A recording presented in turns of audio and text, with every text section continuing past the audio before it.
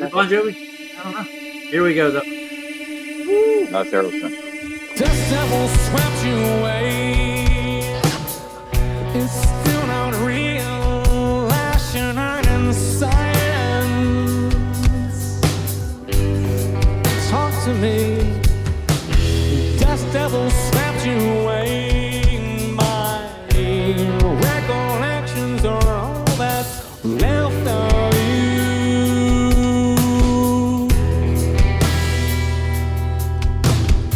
Swirl and sway without me.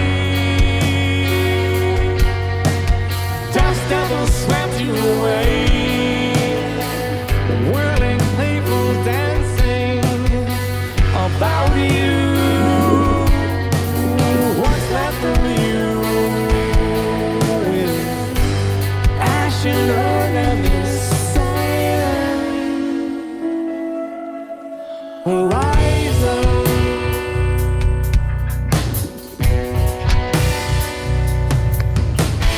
Dust devil swept you away.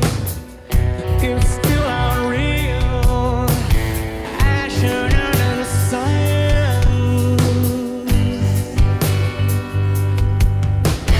Dust devil swept you away. My recollections are all that's left of you.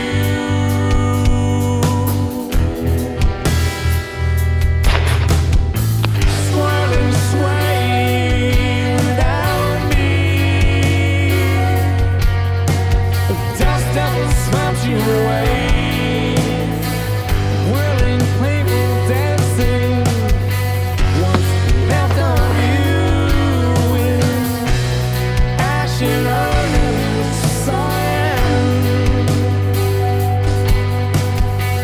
horizon.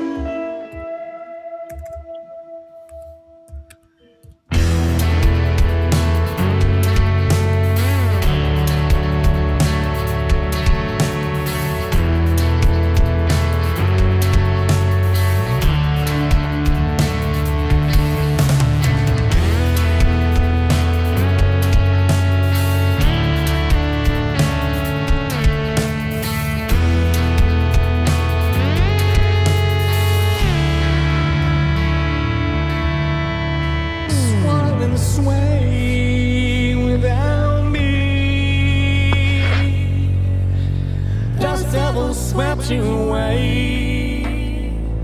Whirling, playful dancing about you. What's left of you with ash and earth and the silence?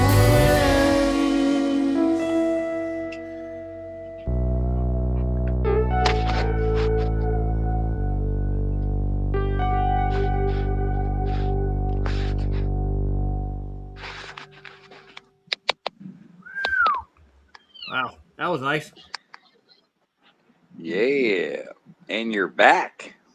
Yes, I'm back in black. Damn it. Oh, look. Back in the saddle again. What happened to my background? Whoa. Oh, hell. Black and white. Yeah. Masonic. Yeah, I know. Absolutely. I should change that. What do you think? Yeah, why not? Let's Yeah. put something more appropriate up, more or less Masonic. There you go. What do you think about that one? Whoa. I know. So how was your day, Roger? Good. I like poking the bear. Sorry. Oh, gotcha. We get some shout outs here. I'm not in the chat, so I want to give a shout out to Skeptic and all these guys, Jeff Gashead. You know, who else we got? We got Mr. Soups. You got Actress Monday? Yeah. Yeah. What up, fellas? Yeah. We should have more in here sooner or later. When they figure out I'm back on. So. We got a guy named in there too. And don't forget Hair and Song. She's out there somewhere. 77. Oh, yeah. There's 77s everywhere, aren't there? Yeah. Symbology is a hell of a drug. Oh, yeah.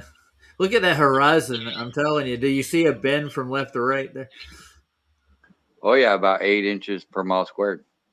We should draw a straight line on it, zoom in on it, and find out how much it bends over a distance. Well, you It could has put a nothing to do level with on. You could put a level on it, but you know, levels go around balls, so you know, you can go around a sphere with a level, and every time you move it, it's level. Oh, imagine that. It's amazing, ain't it? I think Yeah, it was Big Bruce. Pine's in the house. Yeah. Hey, Big Pine. Shout out, shout out, shout out. Much love, my brothers from anothers. The Suez Hormuz Canal. Yeah. Yeah. I compressed this photo here to actually see if I could get the horizon to bend. I couldn't. I did it. I put it in a file and compressed it. I have an image compressor. I have a couple of them. So I know what they're doing. They're trying to get it to warp at the edges of the lensing. So that was curved. Yeah. Yeah. Well, unfortunately for them, water alone shows you that it seeks level at rest. So, you know, there's no curve when you're talking level. Regardless of what these fools are trying to convince us of, No, they don't we have know better. I mean, I hope people know better that level doesn't curve. I mean, if that's where, you know, that's where we're at though with Clown World. Those are the axioms they're trying to violate. So. Yep. And they only have gonna have to do much better. Yeah. Santero. And David Koresh is in there too. Mr. Koresh. Shout out Mr. David Koresh. Yeah, I'm a little poop, man. Yeah. I'm a little poop today. You worked, did you? I heard. Got my butt kicked. Yeah. It was exhausting, man. I'm surprised I'm still up. Yeah. Well, I found another video that might get me in trouble, JJ. Oh, shit. I know. It's an Elon Musk video. He supposedly unveiled a UFO fighter jet that defies physics. I wanted to see that. Yeah. Yeah. What do you think? Should we look at it? I don't know. We can see fair use. Yeah, I thought it's all fair use, you know? Yeah. I mean, I could see if they were like still something was monetized and they're making money on it or something and it wasn't free accessibly to public, you know, on YouTube. Like, it's crazy how you can watch something free from YouTube and anybody can, but you can't play it. It's a good question, ain't it? Hey, shout out to Locksmart. Hey, I haven't seen you in a while, brother. Much love. It's been a minute. I haven't seen him around. Yeah, we're getting the crowd in. We are. Nice. I like it. All right. 19 people watching. Yeah. Sweet. Hallelujah. Yeah, crazy YouTube gods out there. Wrecked them. Yeah, no, I was surprised they canceled it or whatever because they said 72 hours. I figured that's the minimum you'd have to wait, you know? Yeah, I thought so too. I did appeal it though right away. So. Right. Yeah, you caught him. Yeah. Not cool, man. No. Well, that was fair. That was fair use, man. Fair use. So on that topic, let's look at Elon's UFO fighter jet, whatever that is. Yeah. Yeah, I thought I'd look at it right quick, and then I'll dig into. I want to get into equal elevation and the 90-degree angle that they take across the plane. I guess we can get into a long distance. Yeah. Go ahead. Yeah. You think Elon? You think Elon? So you said it's Elon's jet or what? Elon caught it. Well, here you go. No, he's building this. Well, here's my question was: is it not unidentified? If Elon knows what it is. All right, let's see. Yeah, the UFO part's kind of redundant, isn't it? Yeah. Yeah, it's unidentified to you and I. You and I. Play. Come on. Here we go.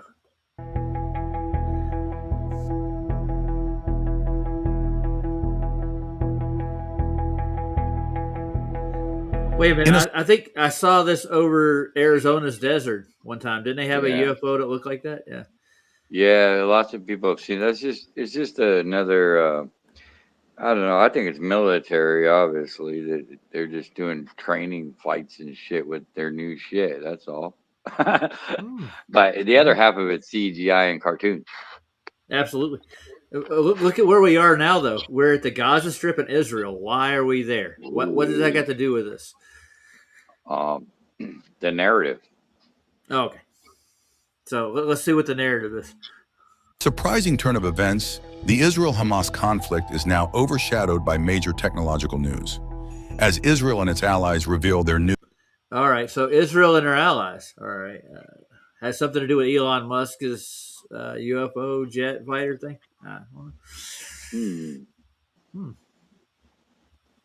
Let's see. Why would they be involved in this? What would they have to do with it, man?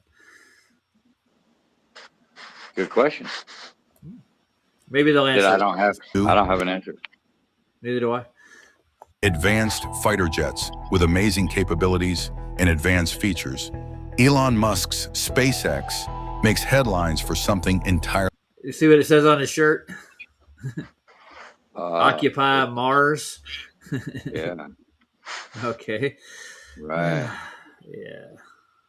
Elon lives in his own world. Yeah. Yeah, it reminds me of a guy named Warren Von Braun, that wrote a book about a guy named Elon that colonized Mars. It's kind of coincidental, I think. It's kind of weird. Yeah. Do you believe in those things? No. It's called cognitive dissonance. That's what coincidence stands for. Oh, okay. All right. It's short for cognitive dissonance. All right. All right, guys. And back to it. I haven't seen any more good videos with those little gangster fuckers yet. It's been a while. Been a hot minute, as the kids would say. Yeah. Right. Really different. Launching a UFO and challenging the U.S. government.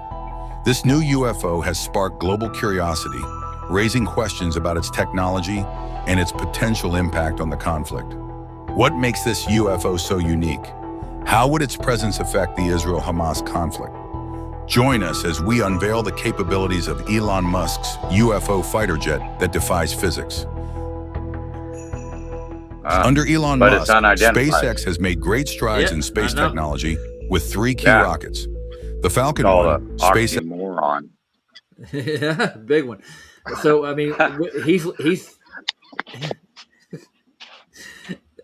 I guarantee we're getting into the chopsticks next. Watch. There you go. The way he's landing these rockets has something to do with it. Defies physics, SpaceX's first rocket was a breakthrough as it became the first privately funded liquid-fueled rocket to reach orbit. Although it was retired in 2009 after 5 launches, its success set the groundwork for SpaceX's future. The Falcon 9, a medium-lift rocket, has become essential for space, capable of carrying up to 22,800 kilograms into orbit. First launched in 2010, it has been updated over time with the Falcon 9 Block 5 introduced in 2018. A major innovation of the Falcon 9 is its reusable first stage, which can land, be recovered, I'm saying I called it. Yeah. Dude, you're a prophet. I'm telling you. Maybe I should get my own book. Yeah, man. Look at that, dude. I mean, that's amazing. Awesome. And I see the CGI is great. Good engineering. Great engineering. I mean, great engineering. Not CGI. I didn't mean CGI. That was a Freudian slip. Yeah, Freudian. Oh, good. I'm not getting a copyright for this shit. I promise. We're good. Flown again. That's right. SpaceX introduced the Falcon Heavy, a powerful rocket that can carry up to 63,800 kilograms into low Earth orbit or 26,700 kilograms into a higher orbit. Its first mission in 2018 famously sent Elon Musk's Tesla Roadster into space. Yeah, that's real. Absolutely. Yeah. Look at that. Yep, it's all real, folks. Nothing to see here. Just take it for what it is. The Tesla is what proves that this is all real. Absolutely. It's what makes it legit. For me at least. For me at least. I think it's a nod to heavy metal, personally. Great cartoon. A nod to heavy metal. We'll put a roadster, a convertible in the space. Yeah. Hey, why didn't they put Going no off the rocket's advertisement on it? impressive. Good question. Like Nutella? Yeah. Yeah, Nutella across the hood, and then like 33, like it's a race car. Yeah, Wasn't Speed Racer you get 33 McDonald's too? or something. Yeah. Hmm. It was the Mach 5. That's what that was. Yeah. Remember the Mach 5? You've seen Speed Racer before, I I'm think sure. vaguely. Yeah, when I was a kid. Yeah. Been a minute. Why don't they- Minute. Hot Hot minute. Red hot minute. minute. Woo. I'm talking like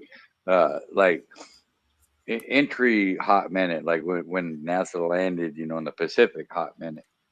Oh, yeah, that was a red hot minute. Scalding hot. 5,000 degrees Fahrenheit hot. Yeah. Yeah. Titanium and Right, aluminum can hold right. up to those temperatures, I'm telling you. The re-entry hot minute. Yeah, that's a good. You coined it right there. Re-entry hot. Yeah. So why aren't they taking Got a this? trend going. Why didn't they take this Falcon X Heavy and go to the moon with it? If it can carry that kind of payload up there, why not?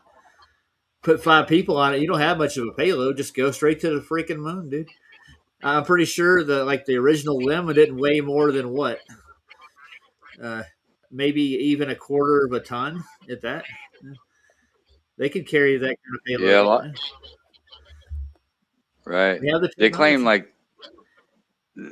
like some of those are gas that just fuel, right? And then they drop them after they burn out or whatever. Mm-hmm. Yeah. Right. Yeah. It's like if you're weightless up there, why would you even have to worry about your weight anymore? Yeah. So why drop them and drop them on drop them on tribe members and they're like the gods are crazy because a Coke bottle hit them in the head. Oh, yeah. Hey, Juno's in the house.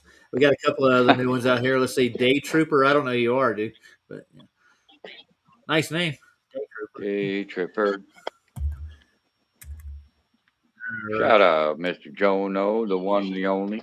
He's upside down right now, dude. I've heard. I was talking to somebody upside down last night. It was Ken Rothman. It was amazing. I don't know how I did it with all amazing technology or great technology. I'm sorry. I don't know how the blood don't rush to their head, man. Yeah, well, gravity. Right, gravity pulls the blood back down to the feet.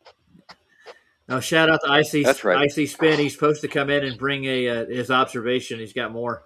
He's got pictures of sunset that prove the globe. No such thing, amigo. I know. I gave him Stone's observation. It was pretty good. If somebody told you they had proof of a polka dotted pink elephant that had wings, I mean, yeah, would you believe them? Until I actually walked up and touched it, No. Yeah. I wouldn't. Sorry. Well, here we are. I know. Here we are. And we're looking at some of it right now. It's pretty amazing. Yeah, I mean, cartoons, man. Yeah. They waste a lot of these things, don't they? They throw a lot of these into the ocean, don't they? It's boop, boop, boop, boop. Yeah, it's just another day at the office. Yeah. Well, I mean, if you got billions to spend and it's not that big of a deal, why not? It's like going to the drive-thru. You get disposable cups, disposable everything, disposable rockets.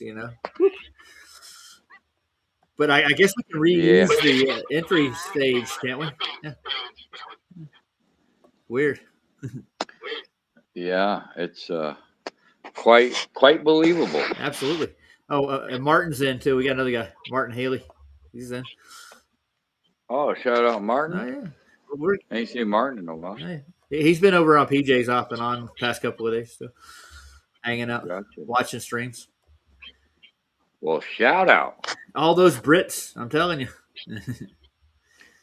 They say full-in Brits, eh? Well, he may be Scottish. I'm not sure. I think he might be Scottish. Yeah, they're cousins. You know how it is. Scottish. Neighbors-ish. Anti-gravity scientist. How long will what? First of all, the gravity we think of is different than what they talk about. So, gravitational force, that's something else. Yes. Other, Globe sexuals. That's what Santera says. Leave it up to the globe sexuals. I call them heliosexual curvers. yeah. And then Lord Racer calls them horizon humpers. Horizon Humpers. Oh, yeah, I haven't seen Lord Racer in a while, have I? Been about a week or so, yeah. Man, we got to appreciate all these folks, I'm telling you. We wouldn't have a channel without them. Yeah, man. Perseverance. No, you haven't put any new links, have you? Or any new videos? No, I've been on vacation, so I'm not at home. Workcation. You know? Yeah, I like this. You go on vacation and you go to work. Oh, well, we had the kids at the house. Our vacations were nothing but work, dude. Right. The kids went. That's how it's done, baby. Yeah. That's how good slaves do it. Yeah, damn right. We took the kids to like anywhere like SeaWorld or any amusement park. That is not a vacation by any stretch of the imagination. No. It's worse than going to Vegas, man. You're definitely gonna come back broke. Oh, yeah. we cost you a couple grand just to take a kid to Disneyland. I took two of them to Disneyland and SeaWorld, and where else do we go? We went to a couple of national parks. I mean, no matter what we do, it's just like boom. And we look at the bank account when we get back. We were working for the next 2 years just to pay for that, you know. Right. Yeah, unfortunately, the Bills never take vacation. Yeah, you know. Yeah, and they they're don't not take holidays off or nothing. They're not even sentient. How do they do that? I've actually never been to none of those places. No Disneyland, no SeaWorld, none of that shit. Well, I'm glad. I'm telling you, you're better. You can have it. You're better off financially. Yeah, you can have it. SeaWorld's actually kind of fun, to be honest. But right, what's the place it's attached to? It's like more for adults. It's like I don't know if they're rides or like Hollywood something or something. What is it? With SeaWorld? I don't know. We didn't have anything like that I it might be next to like Disneyland, like in Florida. They always got the other part attached to it. Universal Studios. Universal Studios, yeah. I've never been there. Me neither, but I heard that was kind of cool. Yeah, I don't know. Our best vacations we did were in the summer, just taking the kids to a water park, dude. You know, right? They're fun. Yeah. Again. They had a place called Wet and Wild in Arizona. You ever heard of it? Oh yeah, Wet and Wilds are a blast. Oh yeah, I had fun riding the tornado, and they had one that had that's fun. The big drop. You go up past vertical, woo, back down. Bonsai. You up there on this rickety plastic fiberglass slide, thinking you're up 4 stories, and if the thing cracks with you on it, there ain't no helping you. You're going to the hospital one way or the other. Oh yeah, or the corner. Yeah, might get you. I don't want to go that route. But the thing was, I was on one of them. I think it was called the Big Slide, and there was a bee's nest at halfway up the walk up to the stairs, and somebody aggravated the thing, and like, holy shit, they're sitting there like, where are we going to go? Yeah, that's almost funny. Yeah, it was.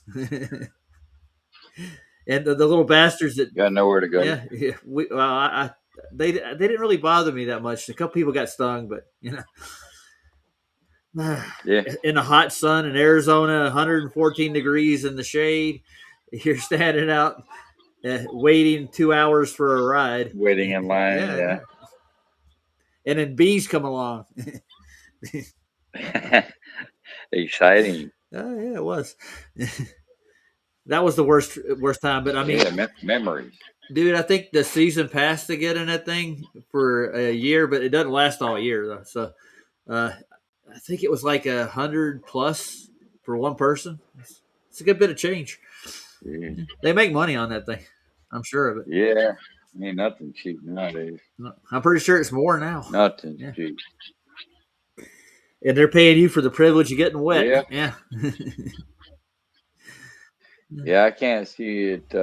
It's funny because things never go back down. They'll go up and go up and go up, but I don't know. They Yeah. don't come back down. I don't know. I haven't seen the price of cigarettes come down anytime soon. No, you're not going to That either. That's not a thing, dude. No, it's not a thing. Yeah. As a matter of fact, Sandy did a whole stream on how they are gouging them and for prices just with county lines. They're like within a city line and county or sound city lines, they have a different price from one within a mile. The price, the tax Right. prices actually go up like a dollar Price more. gouging. Yeah, it's nuts. Yeah. I would cross the river to save $1. Dude, telling you. Yeah. We used to always go to the reservation. Oh yeah, Just like people on the road. have you been down to Camp Verde? Yeah. Yeah, we used to go down there all the time. we used to go there to get cigarettes at the little stand across from the casino. I think for like Yeah, absolutely. $15-$20 back in the day, you could get a carton down there. But now it's like $30, and they charge a reservation tax too. Like, what is this? They're all exempt from taxes, but you're gonna pay taxes, Well, you're on their land, dude. I mean, right? Well, they're exempt, so what? I mean, I don't know. I guess you got to pay them anyway, huh? well, if you want those smokes, you do. They're right.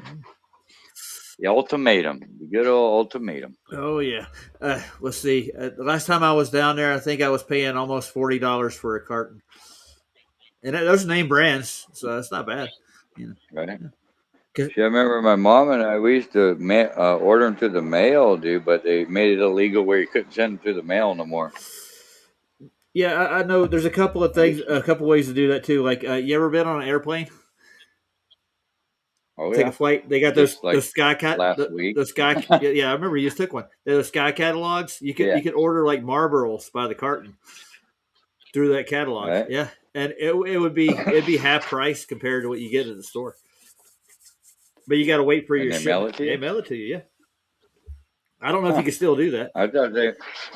Yeah, no, I think they changed the law and it's illegal now. It's been that way for a while. I did it a couple of For times. quite some years. Right? Recently? No, Or this is way like long time ago? 20 years ago or plus. Yeah.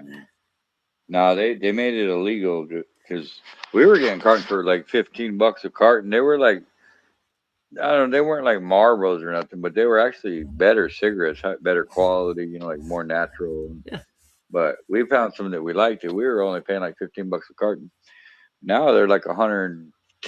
You buy Marlboros, they're like $110 a carton, $120. Yikes.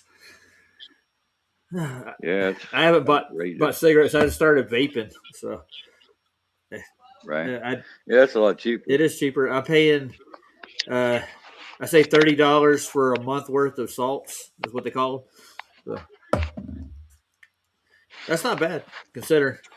No. But I mean, You believe that, marijuana is still You believe in expensive. that popcorn lung? No. Do you? I don't know. I've never heard of it. Never heard of popcorn lung? No, I haven't had it explained to me neither. So, Right. what Yeah. what is it? Who knows? I don't know. I guess a bunch of kids were getting jacked up from vaping. I guess. I don't know. Maybe, I don't know what it was, man. yeah, that's what it is. Sky Mall. Dr. Bob nailed it. Yeah, he knows what I'm talking about. Sky Mall, you can order stuff like that. Yeah. Oh, okay. I never heard of that. Yeah. Old secret. And now it ain't no more. Damn it. All right, let's get back to Elon. This monkey's going to show us a UFO jet. Capabilities.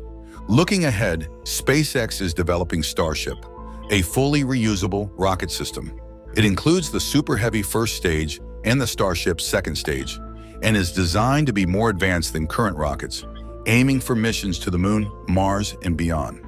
SpaceX also makes various rocket engines, such By the way, you see that curvature back there? That was a really small planet. Yeah, planet New Mexico. Why do they do that shit? Why do they got to animate it like that? I don't look curvature, y'all. Mockery, dude. Yeah, I like how to say, to Mars and beyond. That's like, why don't you start with getting to the moon, and then Mars, Yeah. This is reusable. It's more advanced than the other rockets. Well, what?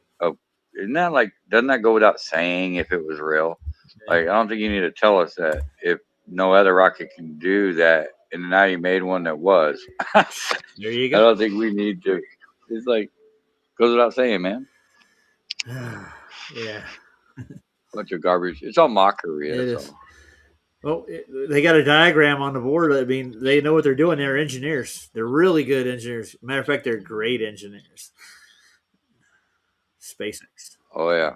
Well, I heard Yeah, I heard man. Elon do a speech one time. He's like, "Well, I'm just using all the old NASA technology to make all this rockets." That's what he's saying. It's just been laying dormant since the space race. So he's revamping it all, just using their technology. That's what he said. It was like a press conference he did or something, an interview.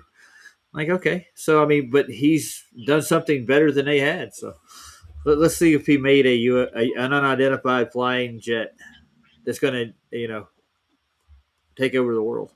As the Merlin, Kestrel, and Raptor. The Raptor engine, which uses liquid oxygen and methane, is especially important for powering the Starship system.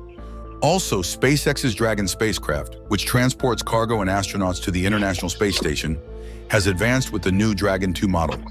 This updated spacecraft completed its first crewed flight in 2020, helping keep people aboard the ISS. Aside the Falcon, Elon Musk has also developed something magnificent. In the midst of chaos, Elon Musk's bold approach has led to the creation of a real UFO, the X-1, closely monitored by the US government. This remarkable craft, developed through years of effort and teamwork at SpaceX, reaches a hypersonic speed of 4,600 miles per hour. Whoa, hold on, y'all. Another claim. How fast does that go? Real fast. Yeah. 33 trillion miles an hour. Yeah.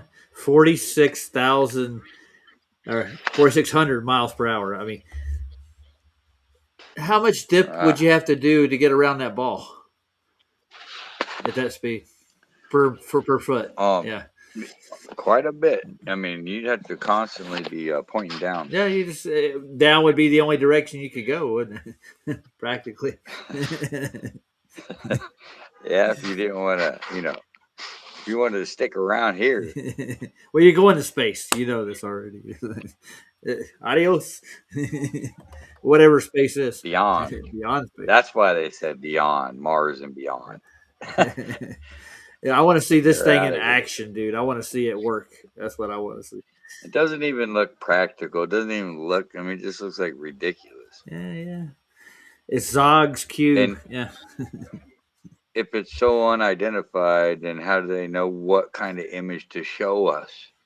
Well, yeah. And it's Elon's, right? Of course. So why unidentified? We'll just call it Elon's. It's identified. We got it. There you are. We figured it out, dude. We cracked the code. All right. So we can't call it a UFO anymore. Well, I think they're going to show us a picture of this damn thing in a minute. So hold your breath. And boasts impressive fuel efficiency. Musk's move into advanced aerospace technology raises interesting questions about how innovation intersects with global politics and conflicts. The X-1's uniqueness extends to its groundbreaking camouflage technology, rendering it practically invisible as it glides through the sky disguised as a cloud. That's why it's unidentified.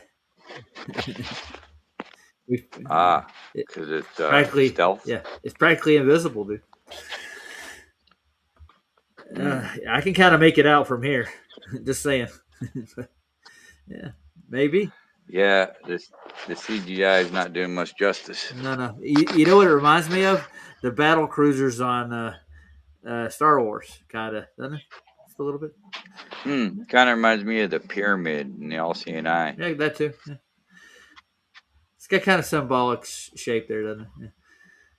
Little bit. I've heard things, Yeah. Now let's see if we actually get a real picture of it. Cloud. The Pentagon's bewilderment, initially mistaking it for a UFO and subsequently launching fighter jets in pursuit, adds a layer of suspense to this cosmic saga. Elon Long Musk's story. penchant for secrecy in the development of the X1 I call triggered bullshit. confusion in Yeah. the Hamas camp. If it's top secret and classified, yeah, probably. First of all, it's not going to be in the air without, going through air traffic control, but yet they're going to not know it's there and mistake it for a UFO. I mean, you think Elon's up there flying it around without, making any proper callings to the airport when he takes off or Yeah. anything? Yeah, the Air Force generals will know about it. I promise you beforehand. It's ridiculous. Yeah, but I mean, they're adding to the suspense and the drama of this thing. I'm telling you. Yeah, I'll give that to him. Good kickoff for a promotion. Well, look what Elon could do here. He'll get us to Mars. I promise you. Swear. Yeah, well, this is supposed to be real, right? It's not like cartoons or a movie, right? Allegedly. Yeah. So they're not doing a good job of convincing me that it's not a cartoon. Because I don't. No, it's caca. Muy caca. Leaving the militants at odds with the visionary entrepreneur. What makes the X-1 so remarkable is that it is the only aircraft equipped with a compact. I think Jeff Gass has right. It's a Lego. Oh, look at that! Ah. Ooh, that looks awesome. Oh my god! Mm. Look at that propulsion Yeah, system, man. I'm telling you. The chrome. Yeah, these guys don't mess around, Uh-huh. man. They got it all figured out, dude. Yeah. Sure. Uh-huh. We'll see it work. Space shuttle engine, previously only seen on the Hawk hypersonic missile developed by SpaceX. This missile can reach an astounding speed of over 4,600 miles per hour, bypassing. That's that number again. 4,600 miles per hour. I don't know. How fast do missiles actually go? And how do they determine their speed? You got me. Speedometer? I would think that's kind of slow. Yeah, I would think that would be slow. 4,600. Yeah. Can you picture I mean, shit. blinking? I mean, how do you even keep up? How do you catch? You're supposed to catch up to Mars, or I guess it's behind us, but it's going to be coming real fast. You might as well just wait for it because it's moving Mach 88 through the Milky Way. Holy shit. Might as well just. Like the sun's going 666,000 miles an hour and Mars is behind us. We might as well just wait for it. You don't even need to do all this. You ever play Frogger when you were younger? Oh, yeah. You just wait for the car to come and just jump right out in front of it. That's all you got to do. Right. I mean, it's on its way, right? It's going to follow us. Oh, yeah. But Earth is allegedly in front of it, chasing the sun. Yeah. But from what I remember, it was like 8 million miles away from us. Is that all? Yeah, 8 million. I mean, if you're traveling 460,000 miles an hour, eventually you could actually get 8 million miles. I wonder how long that would take. Let's do some math. But you can see it with the naked eye. Yeah, you can. In the night sky, you can look up and see it. Yeah. Yeah, me and Harmon just saw it, dude. Nice. And you saw Venus, I was holding too. his hand I was holding his hand and everything. You were up there just gazing romantically at Mars. Yes. Yeah, we were just stargazing, man. Buddy, Oh, yeah.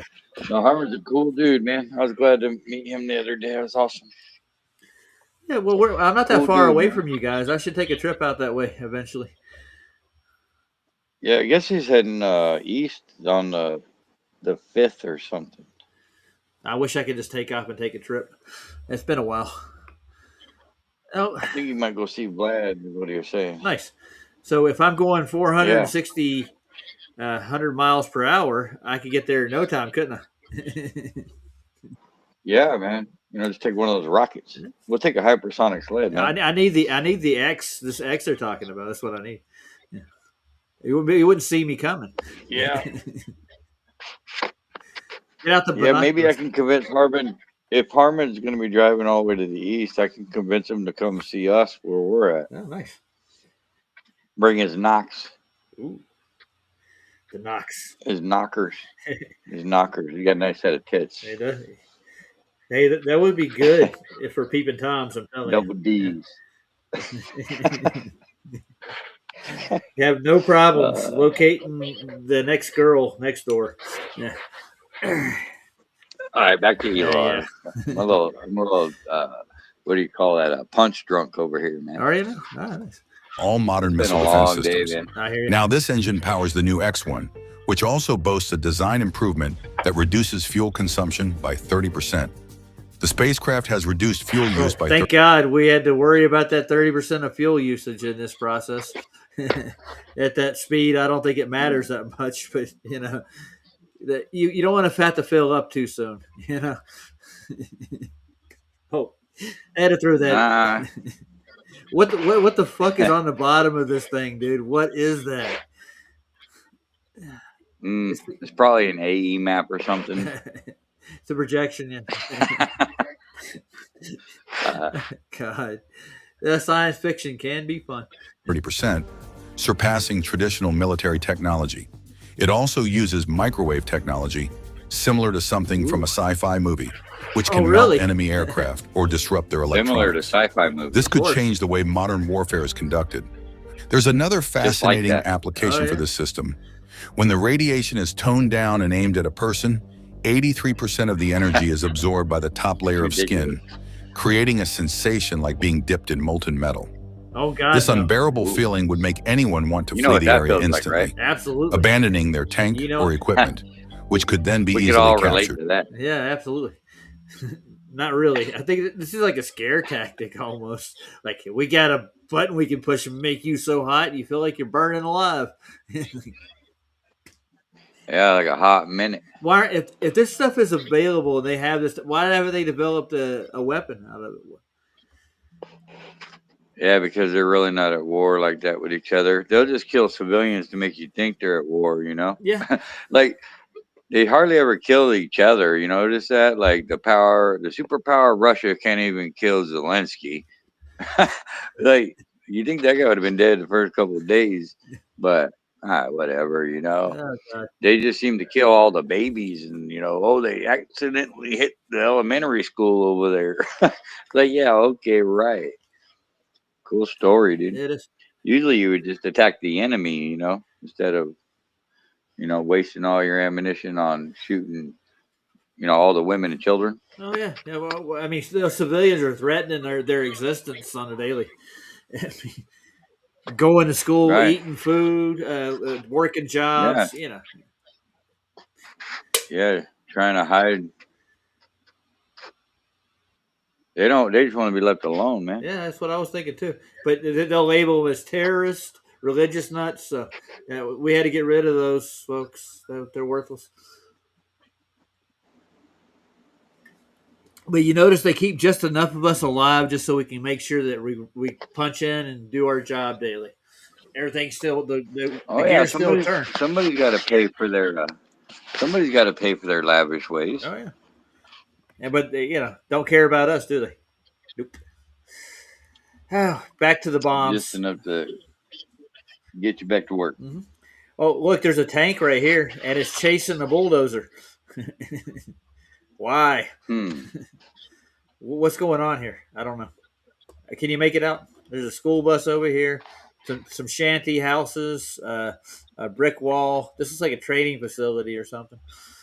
I don't know, but all I know, dude, is I'm pretty sure somebody's gonna need some like foreign aid, so we need to like send more money. Oh yeah, yeah. And the UN needs. That's the most important thing. Yeah, the UN needs to get involved and divvy the money out too, don't they? Yeah.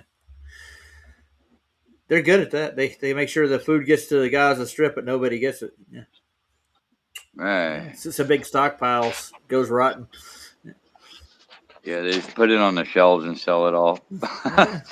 Well, I mean, it's at a high price, dude. Well, supply and demand, Yeah, of course. We're asking for it. With the straits being shut down and everything, everything is backed up and it's going to cost triple this month. No. What about inflation? I mean, I'm pretty sure that's got to go up for some reason, right? They're burning all the refineries too, so oil supplies are going to be low. So we got to jack the prices up. So Yeah, they only got, they're down to their last 14,000 barrels. Oh God, what are we gonna do? Panic! Jack the oil, All right, jack the gas prices up. gas Hurry up. prices. Any oil-based products like bags, Yeah, everything. pretty much everything. Yeah, I was looking at like everything I got in my room has an oil base or something in it. Yeah. Yeah. A shorter list would be what's not oil based. Yeah. Well, yeah, everything from paint to plastics to Right? any synthetic It's all material synthetic. that they make it tables, chairs out of. It's all oil based. Yeah. Hell of a product, that oil. Yeah. All right, let's get back to it. This would be a game-changing asset for the U.S. military, but as it stands, the Pentagon and Elon Musk are at odds over the technology. The tension between them only adds more intrigue to the situation. While Musk sees it as a potential strategic weapon, the military establishment remains cautious, sparking a nuanced debate on the role of such advanced technology in modern conflict. Despite the tension between the military and Musk, the X-1 keeps blowing minds. With its stealth technology that avoids radar detection, it can reach an incredible altitude of 105,000 feet, even higher than the famous SR-71 Blackbird. This mix of speed, invisibility, and high altitude could transform space travel and change how air defense systems operate. However, like every other aircraft ever created, the X-1 isn't invulnerable. To challenge this high-flying craft, supersonic missiles are needed. Here, the F-35 Lightning II and F-22 Raptor come into play with their advanced technology. Despite their strength, the F-35 and F-22 struggle to keep up. As the X-1 zooms at 4,000... Okay, we didn't see any actual footage of that shit, did we? Nah. This is worse than a video game, Yeah. It's like ridiculous. I think they're trying to sell SpaceX to everybody with this. Look what we can do. Yeah, but you don't really get to see what they can do. We'll just tell you about it. Hey, Ken, how you doing? I mean, allegedly it exists, right? Allegedly. So why don't they show you like at least something believable? They won't. I like every once in a while they show it and it looks like it covers the whole sky. Ooh. Like it's like, yeah, that thing's massive. It's like the size of Texas. But it can fly at these Mach speeds. Yeah. Oh yeah, no problem. It just keeps the inertia. When it takes off, it's like already going 1,000 mile an hour at least, just by sitting still on the ground. Because Clown World. Yeah, or just like this science fiction. They're trying to. I'm not buying anything I've seen in this video yet. I don't see any real airplane. They're showing us like the technology we already got. They're showing stealth fighters and stuff. I'm gonna go with the thumbs down on this video. Yeah, it's fun to watch and mock and make fun of because it's so ridiculous. It's like it's hard to believe that I don't know, they just undermine our intelligence, or it's just straight mockery, or both. I guess. Yeah, it's worse than a movie, dude. And yeah, I'm scanning through the whole thing now, looking for the actual aircraft, and I don't see it. I mean, this looks horrible. It's like literally, you've seen better video games, you've seen better CGI. It's just like mockery. Ain't buying it, dude. Ain't buying it.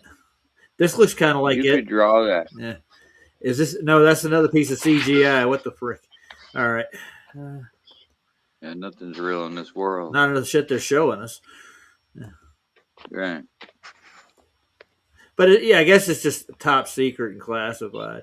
Yeah. Yeah, it's classified.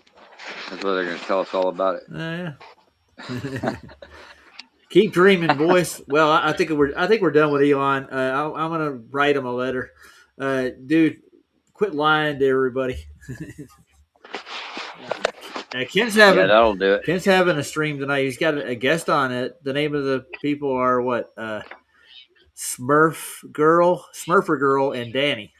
Smurfer Girl, Danny. I guess. You ever heard of her? Huh. This sounds interesting. Smurfer Girl. It kind of sounds familiar for some reason. I've heard of Smurfs. I've seen Smurfer Girl in chat before. So where's old Scott and D-Man or Cubby? Where's all these? Well, they were on Sobs earlier, so Yeah. I think they've had a long day, and Yeah. I'm glad we're back on at least. Yeah, that's awesome, Yeah, man. no. Thanks, you too. Yeah. Yeah. Slight inconvenience. Well, I don't want to crowd the room, but I wanted to look at Mercury and its orbit because I mean I've seen Mercury in the night sky too. So how do we see that one? Harmon had a cool ass app too, where like you just point your camera to the phone or your phone or whatever to the sky, and it'll show you all the constellations. Just a constellation app or whatever. Okay, I've seen that. And it's really cool. I mean, it works really good. And then once we locate all kinds of shit, we just look at it, and that's how we were finding most of the shit was with that app. It was really helpful How about because I the don't know wandering shit. stars? Did you find any of those through that app? Like you can find Well, Mercury. wandering stars are the planets, and they're not wandering because they're spelled different. Wandering is with an O and not an A, or whatever, Yeah, the vice versa, or whatever. wandering. It's with an A, not an O. Because obviously they're not wandering; they make sacred geometric paths. Yeah. Well, the reason they As said far that from wandering. because they're out of sync with the rest of the stars. So. Right. But yeah, we were definitely checking out Mars and Jupiter. We got the 3 moons on there. We were checking out Ceres, Venus, Ooh, all of them bad boys. nice. Yeah, it's pretty cool because I'm pretty ignorant to it, other than luminaries. Yeah. I can't tell you what they're made out of, but I can tell you what they're not made of. Right. Well, just as far as knowing the constellations, like I've heard of all the constellations, but I couldn't tell you where they are. Like I know where the Big Dipper is. That's about it. I couldn't find half that shit. Can't tell you where none of that is. I have a star atlas right here, though. I can look them all up if I need to find out where they are. Right. Manually. Yeah, the old-fashioned way. Right. Go longitude, latitude, time, position. It even has a site reduction table and everything, so I can find out where they are, where you can see them from. I got an index. I'm curious. I'm curious about our findings though, because I've already told you about how the whole pulsating thing was just out of focus, basically. But I want to know if the moon will do the same thing, or why won't the moon do the same effect? Because it was doing it to the lights down on the ground and the stars in the sky, but it doesn't do it with the moon, as far as I know. As far as like making it look like it's got its own frequency like that. You know what I'm I saying? got you. Well, I'm looking at the moon right now. Since you brought that up, I opened up the atlas. It actually has a diagram of the moon. Well, the face we can see. I'm looking at it right now as well. Like literally. The moon? But it's all chemtrailed out. They chemtrail this place like crazy, bro. I mean, it's crazy. Well, all day. This whole atlas is built off heliocentric and the solar system, so it's all designed on their dime. But I can show you guys if you want to see it. Yeah. It's a pretty cool little thing. Yeah. I got a Mercury's orbit pattern. I want to try to see how we see it in the night sky too. So. JJ, you got the clicks. Oh, you hear the clicks? Hear the clicks. Yeah, I'm gonna go on screen. Gotcha. Hi guys, good afternoon. Welcome to my show. Oh, I froze. Holy crap! How did I do that? How do I freeze? Scared it. I know. I'll show you the atlas that they gave me. I bought actually, and basically you get to see the entire moon surface, the diagram of the locations, and your longitude, latitude to where you are. They have it divided into 4s. Ooh, we got a guest coming in. Hold on. Let's see. That looked pretty cool, actually. Who is it? Oh, it's Andrew. Hey, Andrew, how you doing, sir? Let me get you a link. That's my cue. Is that your cue? Yeah, he can tag me out, man. I'm gonna hit the hay. You sound tired, JJ. I'm freaking beat, bro. I'm so beat, man. It's beyond beat. You got my ass handed to me today, brother. You barely stand up. I hear you. I didn't work today. But Thank God. I gotta get up. There's a link for you, Andrew. Do it again tomorrow. I appreciate you having me on, Rush. Much love to everybody in chat. A shout out Later, to JJ. Andrew there. Yeah. Shout Right out, on, man. Andrew. You guys take care. All right, later. Yeah, shout out. Do you need your camera, or can you get in without it? Try the link there and then come around front, Andrew. What?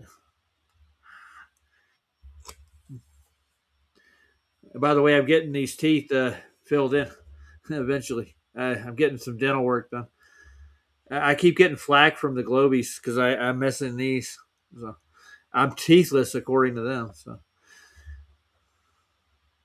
you're in. Unmute, sir. All right. Yeah, I don't know what's going on. Let me try this again. Oh, I can hear you. You're good. I'm just getting feedback. I don't know what's going on here. Are you getting feedback? Are you still on the other? I'm going to close both of those just in case. Yeah. You're not back there anymore. So. Yeah. Oh, I had them both muted. I guess that was, I don't know what happened, but yeah. Okay. You good? Yeah. I don't know what's going on. Yeah. My camera, I mean, the privacy lens just fell off. So I don't know what happened. Oh my God. Drop in, drop back out. Yeah. No, hold on. It could just be on my settings real quick.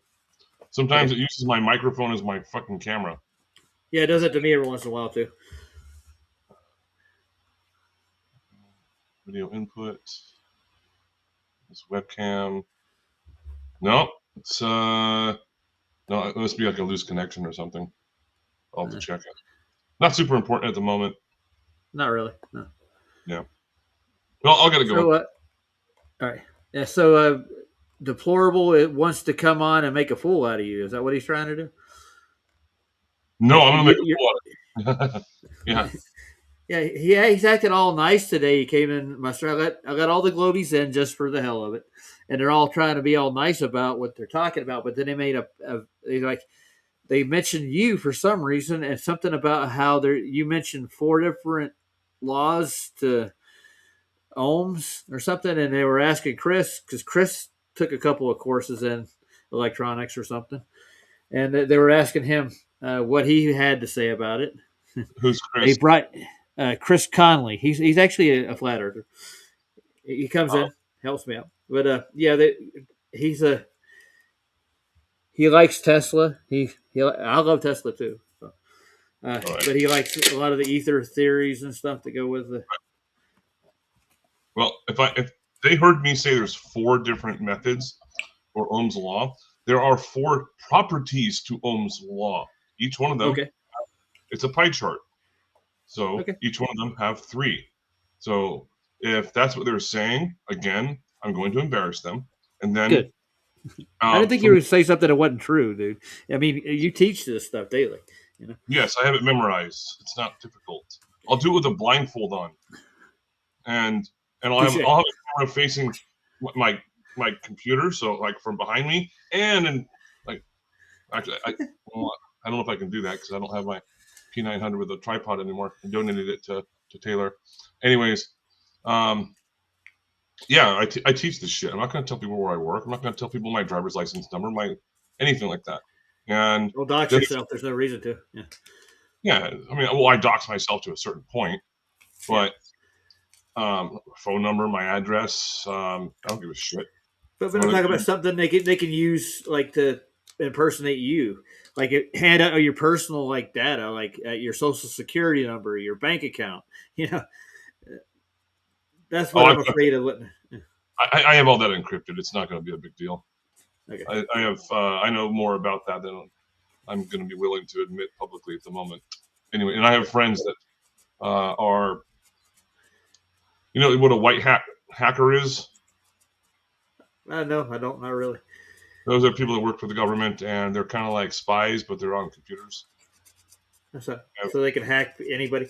I do know some things like how to hack certain things, but you know. I don't know shit about that. I took 2 coding courses, so yeah, I'm not gonna lie about something. Like, oh, yeah, I'm an electrician, I'm a plumber, I'm a fucking truck driver, I'm a dentist. Are you? There's a point of it, and I can just Like if you were to give me a blindfold and start asking me dental questions, I'd be like, how many teeth do you have? 32? Oh, then which one is number 5? I have no fucking clue. There's no reason for you to lie about something like that. Yeah. Yeah, and I've done presentations on it. But anyways, yeah, I'm looking forward to that day. And it's kind of creepy. But at the same time, there's also something called Watts. And by the way, I do this for fun. I'm an electrician because I enjoy doing it. And I just got back from Home Depot. Like when I was on with you guys on with Saab. Yeah. I was in the Home Depot parking lot going into the electrical aisle because I'm not an electrician.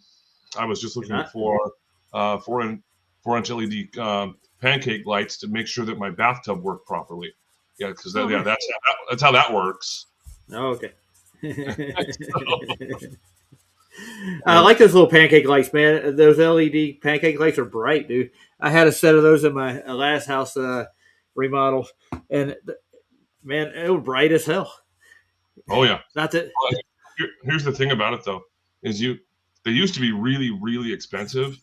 I'm talking like $50-$60 per switch, called the universal switch, which could be used for pretty much any kind of light. But now that fluorescents are basically being deemed like, oh, no good, at least because they're energy efficient and they cost too much to manufacture, and they're also considered hazardous materials, which have to be disposed of properly. Anyways, I just got back from where did I put them? Might be on my counter somewhere. Anyways, yeah, there's these switches, these slide switches that are specifically for LEDs. So, oh, nice. And you can also change something called the Kelvin. You know what the Kelvin scale is? Yeah, I've heard of it. Yeah.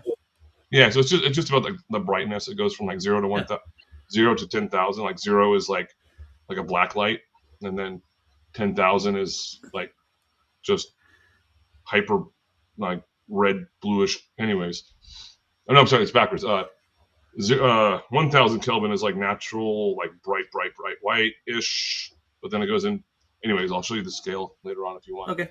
Well, yeah, you can change it, and some of them even come with a remote control. I'm like, no, I'm gonna lose that shit. So, so when you say it's hazardous waste, you wouldn't add it to your salad or anything. Oh no, I do that once in a while. Yeah, I gotta practice eating glass once in a while. It's just good for your digestive system. It clears out your intestines and stuff as you get older. So, actually, speaking of that, have you ever seen people that actually eat glass? Yeah, I have. Yeah, it's not something I'll ever fucking do. But apparently, once you crush it down enough with your rear teeth, it breaks down the silica enough to the point where it's actually digestible. Ooh. Penn and Teller have been doing it. Actually, well, not. Yeah, I know they do it. I've seen it. David Blaine has done. Other people that when they'll eat bricks and stuff, it's just fucking weird. But yeah. So I joined in a little bit late. What was happening? Oh, nothing. We were just reviewing Elon Musk X fighter that travels 4,600 miles per hour. As stealth technology, can't be seen, touched, or shot down by a supersonic missile. It's going to change warfare, but the Pentagon's at odds with Elon with it, so they don't use it. It's science fiction, basically. Huh. Okay.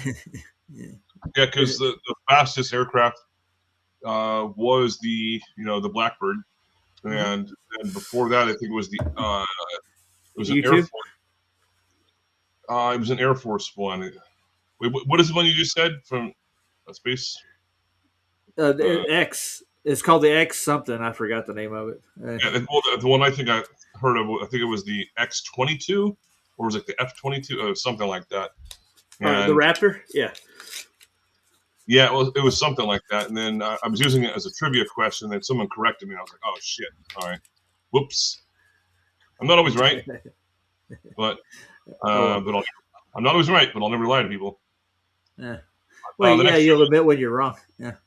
Yeah. The next trivia is tomorrow afternoon. Oh, nice. I thought you were doing trivia when I went into Discord to start with. That's what I was hoping to see, but I came in and I get like all these little globies in a flat Earth Discord trying to jump my ass with the same excuses. It's refracted. That's why you can see 36 miles away. And it's refracted. It refract up above the refractive. Yeah, yeah. The same excuses I get with all observations like that. They don't have any new arguments on the globe side at all for any observations, nor do they have any decent observations for curvature neither. It's Earth idiocracy space. in full effect. Yes, sir. And I got struck for that last night, I think, or either that or Brian Cox, one of the two. All right, I'm going to share my screen because this is I never really get bored by looking. It's just, in my opinion, it's Comedy Central. It's called Space.com. Oh yeah, I've been there. So if I got a PhD and I go into the Discord servers and I actually present my credentials, they would respect me after that. They would treat me as an intelligent human being. No, absolutely not. No. Unless you said that you're a glober, in which case then you're basically Jesus at that point. Hell. Well, I got to change sides, huh? Nah, I think I'll stay where I'm at. So what happened here? Tell you what, fuck. Oh, I need to refresh the page. Yeah, I got to shout out Logical with CB. They're in the house. Hey guys, my channel wasn't working until like an hour ago or two. Yeah, about 2 hours ago. Then I could post on it again. They gave me a community guidelines strike last night for whatever I was playing. I'm glad it's down, so they won't hold that against me. All right. I don't know why I got it to start with. All the videos I got was fair use. They were on YouTube. So. All right, here we go with this. All right. Space.com. What are we going with? All right, space.com. Yay. Yep. Ted Cruz pushes back on NASA budget cuts. I don't want to wake up one day and look up at the moon and realize the Chinese have beat us there. Senator Ted Cruz told engineers at NASA's, okay, what else is going to be happening with this? So the Trump administration's latest budget proposal once again calls for steep cuts to NASA and has set up a familiar clash with Congress over how the space agency should be funded. The White House released its fiscal year 2027 federal budget request on April 3rd, just 2 days after NASA's April 1st, Artemis 2 mission, while 4 astronauts aboard the Orion were still heading towards the moon. So they were doing this as they were faking it. So it's like a parlor trick within a parlor trick kind of thing. It mirrors the cuts outlined in last year's fiscal year 26 presidential budget request, recommending reducing NASA's overall budget by 23%. 23%? Wow, that should be way more than that. I think it should be 123%, where they have to pay us back. Yeah. Yeah. Nobody asked us to start with, actually, to begin with the sole subject, So, and it says a budget by 23% with a nearly 50% loss for the agency's science funding. What fucking science are they doing? Let's see. They're looking for stem cell research in space. Is that what they're doing now, supposedly? I want to see, what are they going to be doing? Like growing monkeys in space next? Oh, yeah, that'd be cool. Yeah. I heard a monkey scratched a sailor on the George W. Bush, and they had to stop there and take him to get medical treatment or something because he got some kind of fever or something. That was said on Sobs earlier. So. I joined in kind of late. I was at a family get together. I got to see my aunt and my cousin after like 23 years of not seeing them. It was pretty cool. Yeah, nice. How did it go? Oh, it was great. Yeah, they live in Texas now, but they were all born and raised in California. Now they're back out here. And I was like, why the fuck are you going to San Francisco for the place that you want to tour? It's like, you guys have all been there before. You were born and raised here. But my cousin Luke, his new girlfriend, she's never been to California. So I guess they're going to be showing her I don't know. Fucking I Alcatraz. was there. I was raised half my life in California. She's not missing a whole lot, dude. Well, yeah, I mean, California has a lot of stuff to see, but just San Francisco. I mean, what do you want to see? People taking a shit in the street, smoking fucking crack out in the open. Yeah, fentanyl. Yeah. Yeah, and San Francisco has no laws against open nudity unless a man is erect, in which case then it is illegal. Aside from that, nope. Well, you better watch those erections, dude. If you're a nudist, don't don't get turned on. Whatever you do. Continue on here, but Congress, not the White House, ultimately sets NASA's funding levels through the appropriations process.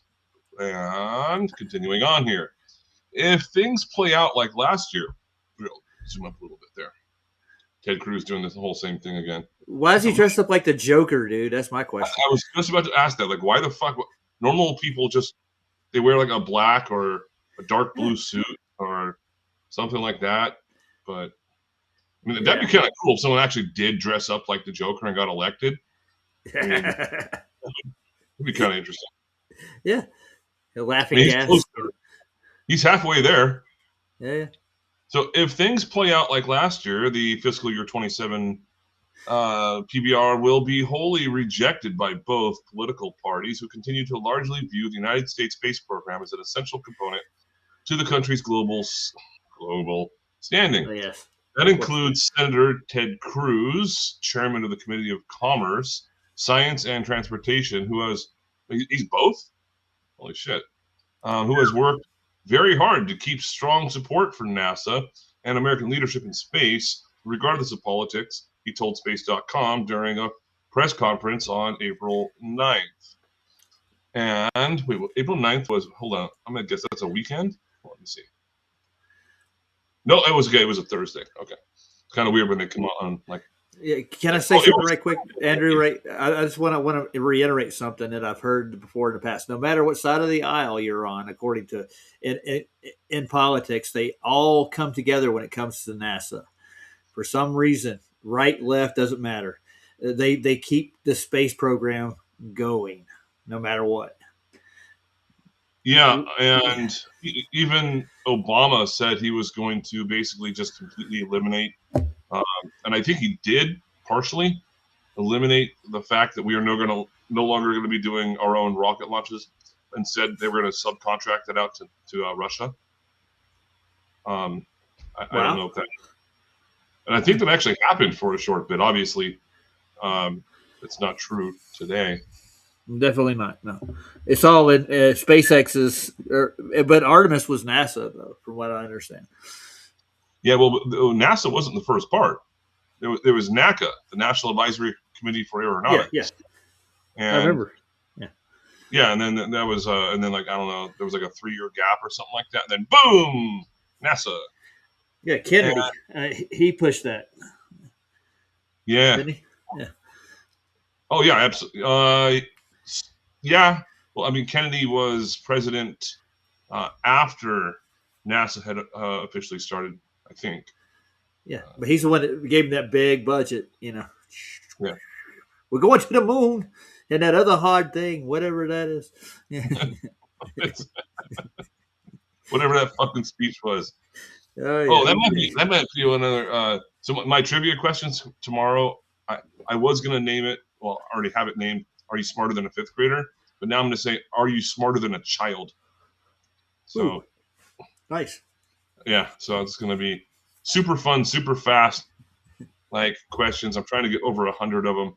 Right now, I think I've only got like 30 or 40, so I got a ways to go. I'm gonna be busy tonight. David Chris says the spice must flow. You're making a Dune comment over here. Yeah, great movie.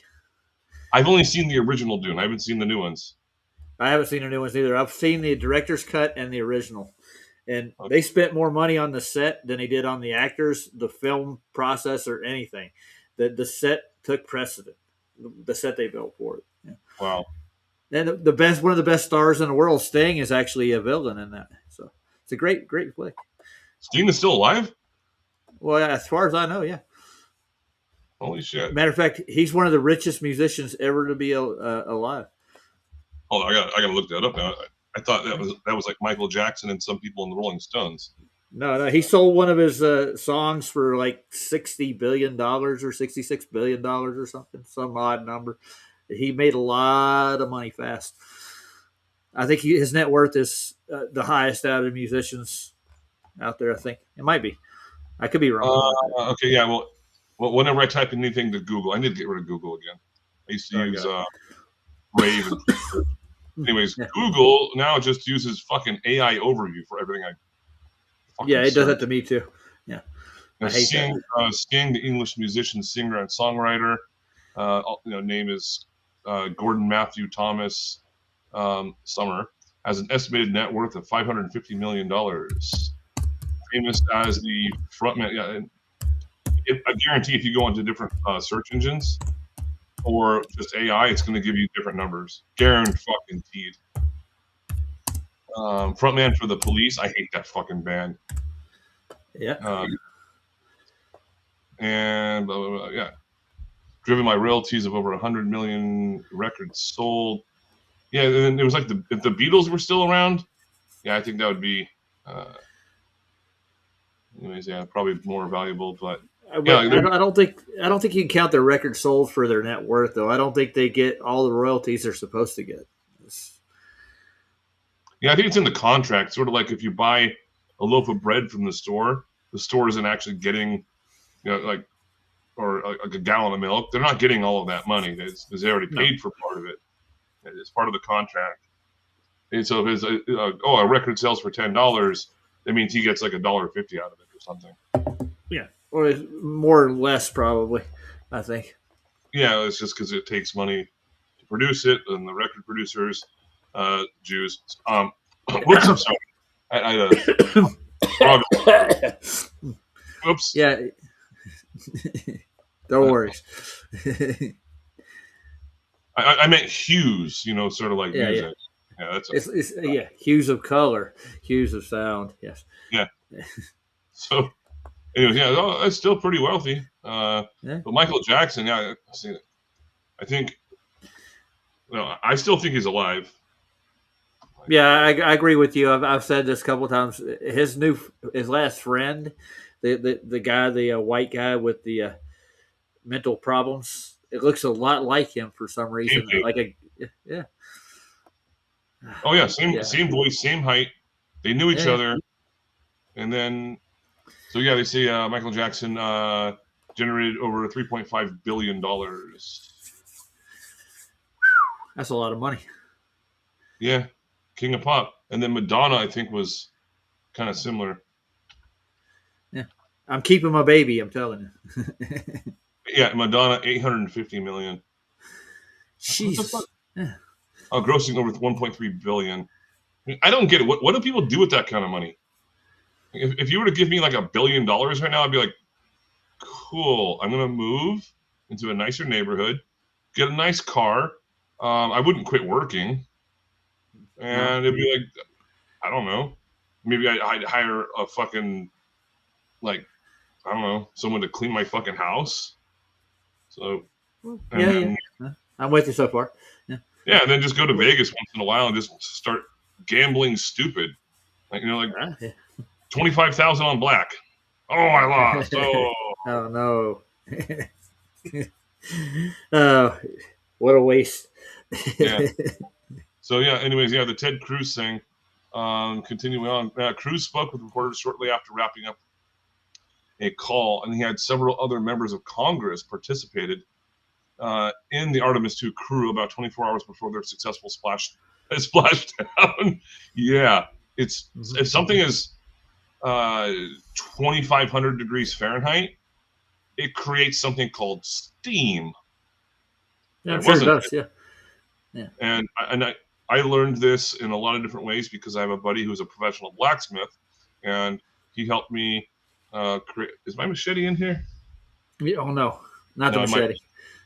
Well, no, I made a machete because I asked him. Did? Cool. Oh yeah, I made it. Yeah, it took me a long fucking time. I learned a lot about blacksmithing and metallurgy from him, and it was I did electrical work in exchange for using all his entire shop. He had like, I don't know, 200 grand worth of fucking tools. So nice. Well, there's something funny because Sandy has footage from the inside of the actual capsule, and they're showing steam coming up from the inside of the capsule on the windows. You didn't see it from the outside. None of the footage from the splashdown, but there's a camera on the inside shooting out of a window, and they show the steam coming up over the window. But even if there was a slight bit of steam, that doesn't account for the 5,000 degrees, was it, or whatever the Fahrenheit? Well, what was the temperature?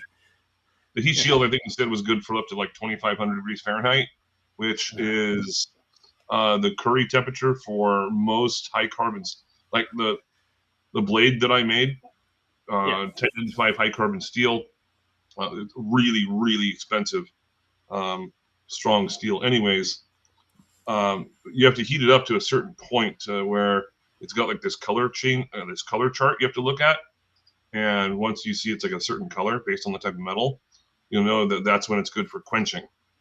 And and you have to put it inside. There's different ways you can quench it. Never quench in water; it'll crack the steel immediately. So you have to quench it in certain types of specialized, like triplet oil, or wood ash, something like that. And something that's going to absorb the heat slower, so it cools slower. Yeah. And then from there, it'll make the oil bubble and steam like right away. Oh yeah. So why didn't we see like a big steam cloud come up out of the capsule? Because they dropped it out of the back of an airplane. That's how they. Yeah. We already seen the carrier they put it into. So we know. It's all right. We'll play along though. Yes, they dropped it out of it re-entered the atmosphere, bounced off of it, and then came back in. Just the and one of the things I say to Globers on Discord, because I hang out there almost every day, and I say, sounds like fun. Well, I mean, sometimes it's better than listening to the radio, like looking like, have you been exposed to any chemicals? Do you have erectile dysfunction? Are you looking to remortgage or fucking whatever that shit is now that they talk about? I never had erectile dysfunction. I don't. My doctor actually asked me that yesterday. My first fucking doctor's appointment for a general practitioner or primary care physician, and it's like an hour and a half long. And he's like, "Have you ever had any erectile dysfunction?" I'm like, "No, no, probably the opposite. Like, can you give me something that stops it a little bit?" I think that their medications actually have an adverse effect on you when you start taking them.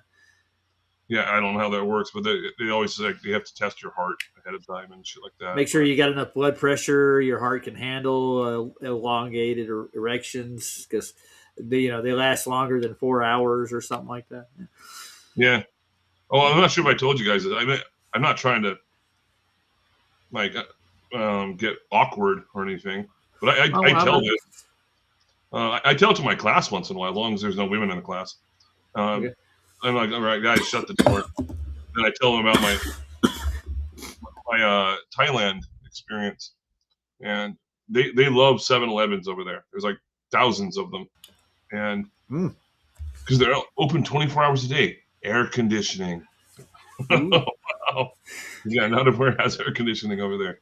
Anyways, and then you can buy Viagra. It's like right next to the Tylenol on the shelf. Nice. Right there. And I was like, holy shit. So me and my buddy, we got a pack of them. I think it came like a pack of 4 or something. And so we just kind of kept them just kept them with us. And then the next day, while we were in Bangkok, we were like, all right, we're going to take some Viagra. And I think it says to take 1, but I think we each took 2. And then we put on sweatpants. And I can see where this is going. Well, yeah. Well, we just walked around Bangkok with a pitch tent all fucking day, and it was just nice. We had a lot of looks. So I mean, it was like it's funny, and we were drunk as shit the entire time. So this alcohol out there it's practically free. Nice. Anyway. Yeah. All right, I'm not going to keep going on with this. Teddy. All right. All right. because it goes on for a while. Ted Cruz is pushing NASA big time. Like, is what they accredit him for, like keeping the budget going at NASA. I remember back, I think it was like 2014, they were screaming that they needed more budget. So they don't get enough. We got to get to Mars, boys. I've actually heard some people say that, like Globers, oh, they don't have nearly enough budget. We should quadruple it, if not more. I'm like, wow. Where do you think the money is going? Like, half the employees going back into the industry. Yeah. Well, I mean, half the employees that work for NASA, over half of them, have nothing to do whatsoever with aerospace. They're like janitors and fucking maintenance electricians and fucking accountants and, you know, security people at the front gate and, you know, pilots that are just like flying around helicopters around the area. And so the majority of them are like, they have no fucking clue. It's so compartmentalized that, you know, NASA's budget should be zero. If they want to do it. Yeah. I went to Merax over here across from me. It's a Ball company. You know who Ball is, right? BAAL? No, BALL. They make mason jars. Oh, okay. The same company, but they also make, guess what else? Satellite parts. Oh, now I trust them. Yeah. They have I'll show you the building. I'll look it up. It's right across the street from me, practically. It looks like a giant satellite dish. It's made out of glass. Yeah, pull that up real quick. So I got to use the restroom real quick. Hey, I'll get it. Hold on.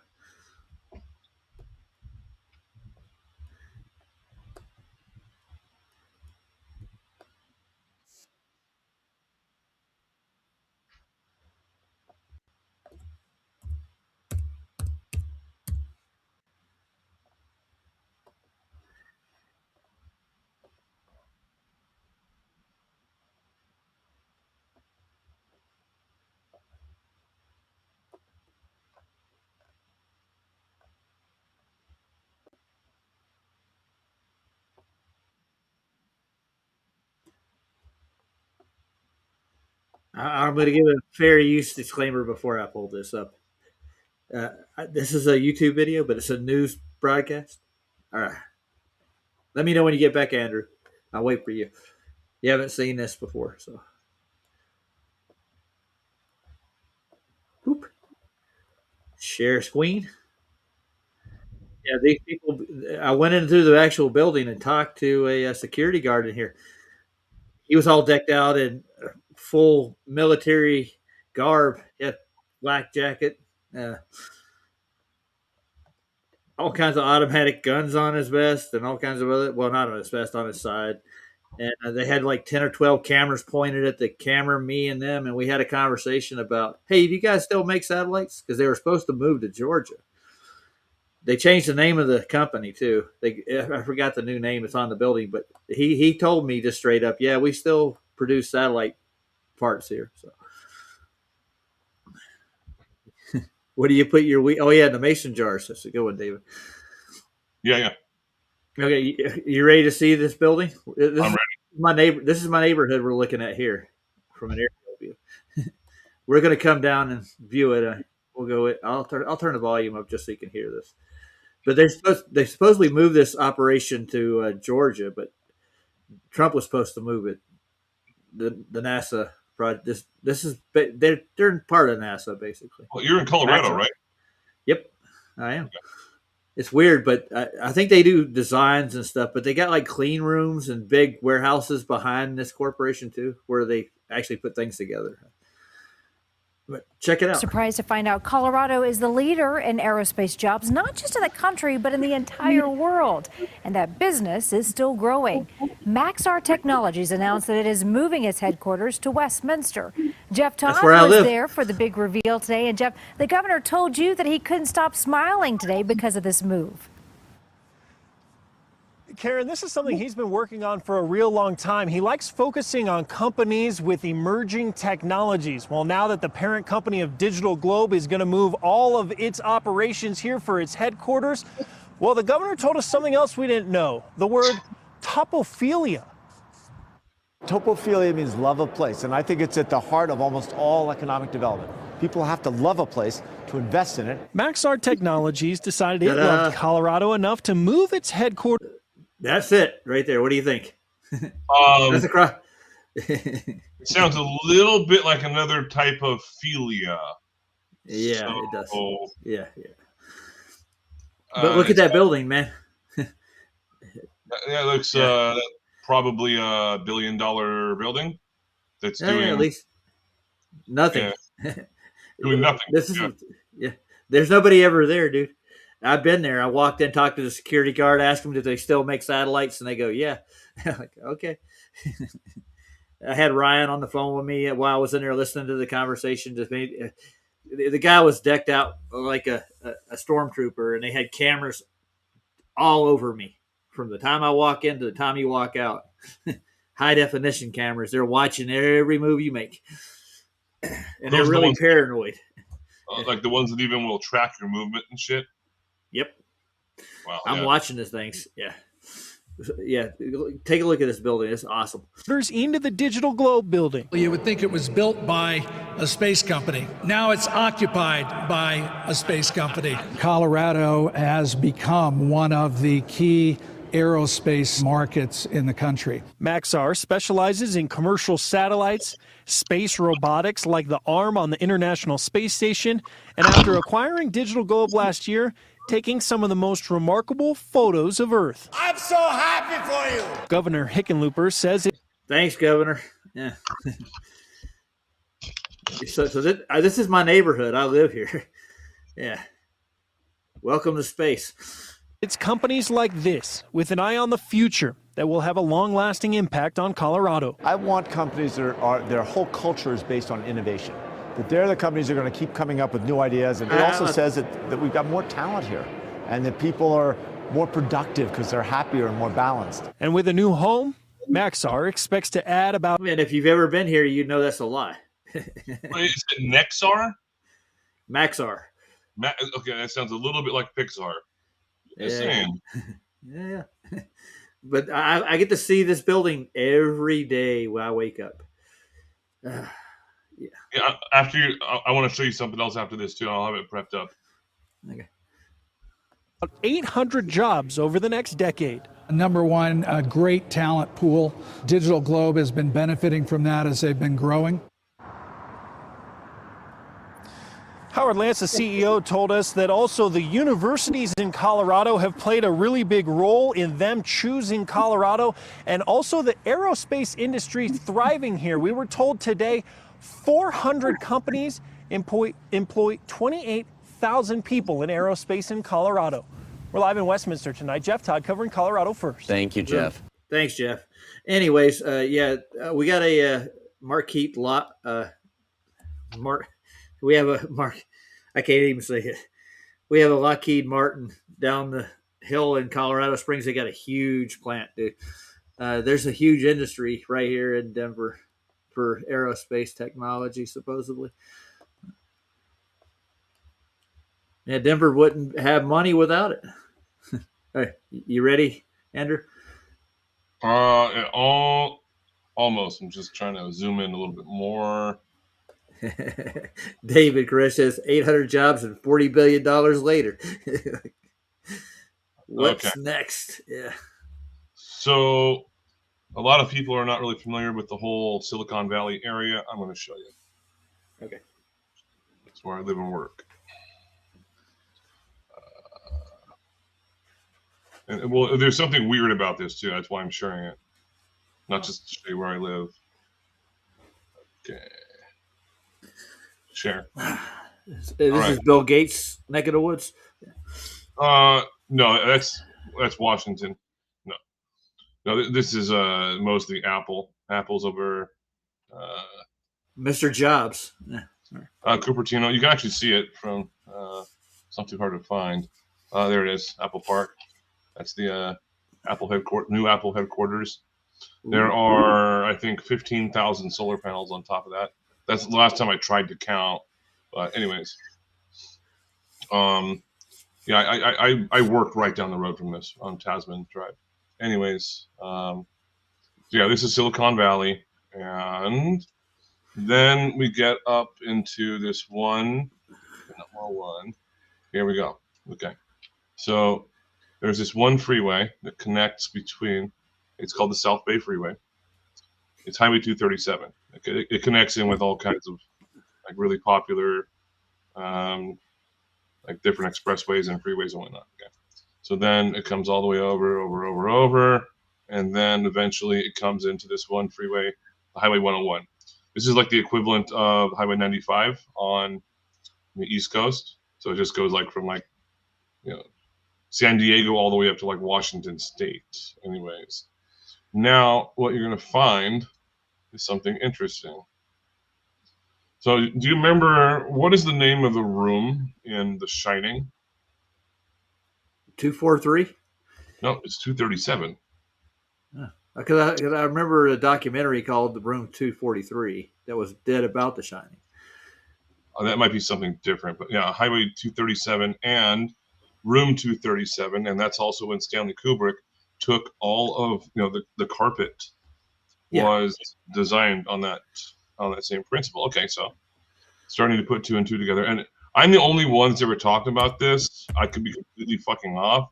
Maybe I'm just looking outside of the spectrum too much.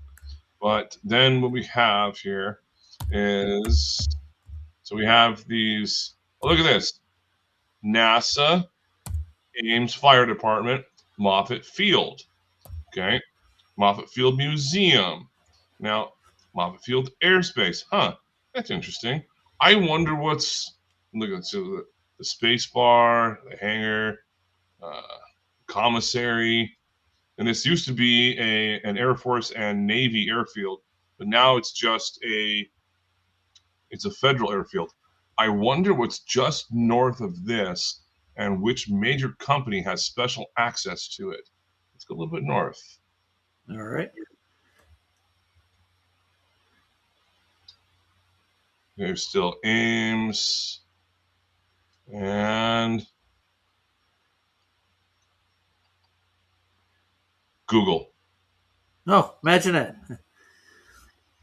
They have special access, special roads. Yeah, see. Yeah. That come in. Yep. And you have all of the Google facilities right here. Do they still have the Google barge where they have their servers on it? That one I don't know. But I've never been to Google. My mom has a few times because she used to be a school bus driver, and they would have Google like field trips and stuff, where they'd be like right here, the Google visitor experience. But you start putting two and two together. Highway 237, all right, Moffett Field, NASA, and then you also have Google. They have special access to all of this. And then you come back over here to to NASA. It's kind of hard to find sometimes. But they call it the Big Blue Cube, and you can see it from the freeway. And Okay. I don't know what's in it. I do have some fellow electricians that did some work in there, and they were while they were doing work in there was armed security blocking them from going into certain doors, even though you still required it.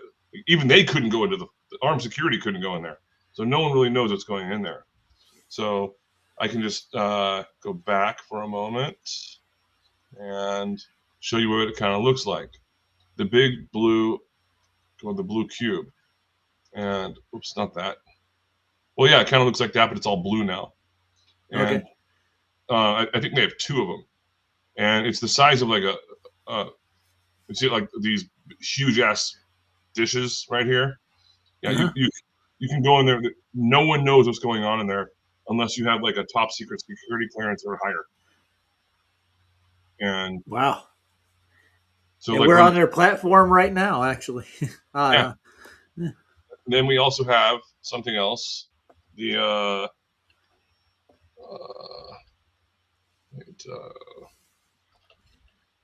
Lawrence Livermore National Laboratory.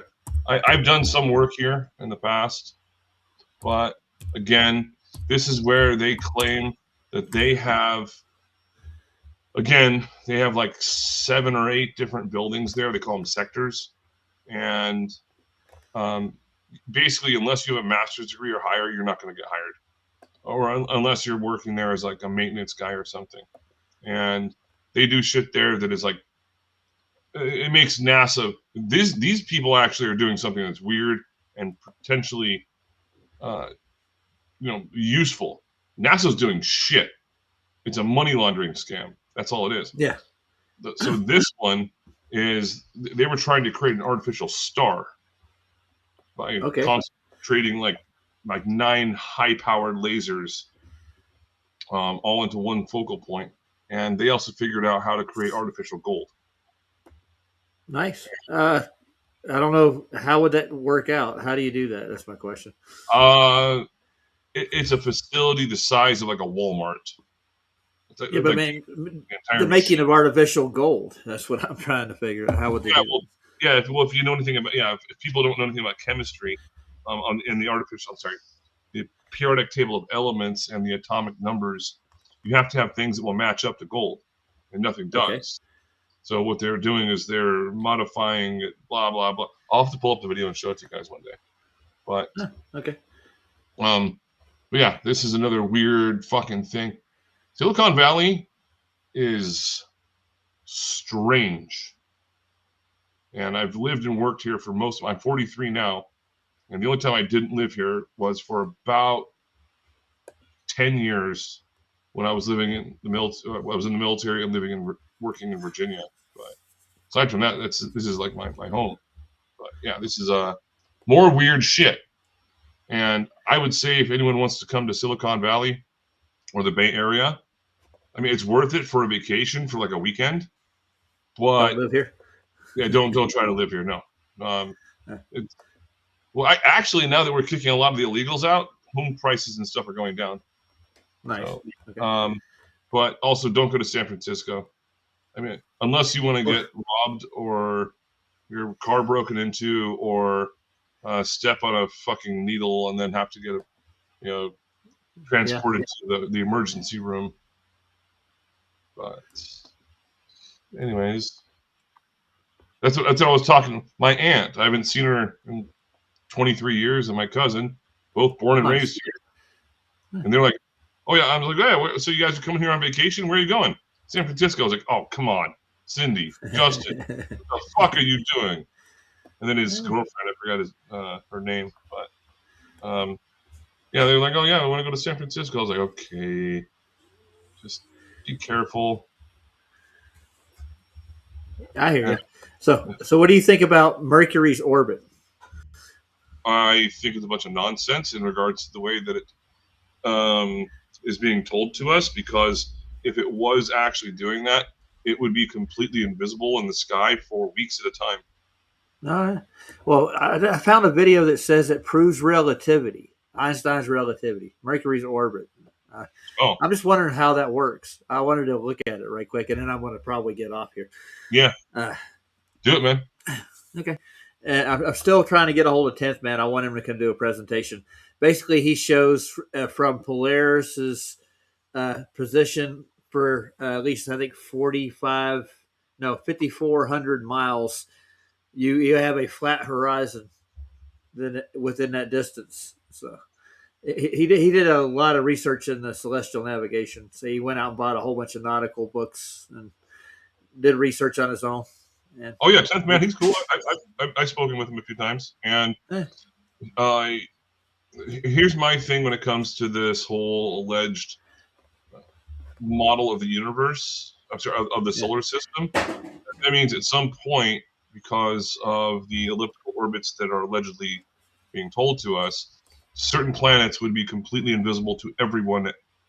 Doesn't matter where you are, globe, Earth, flat Earth, they would be invisible because they would be behind the sun. And it can be for days or weeks at a time.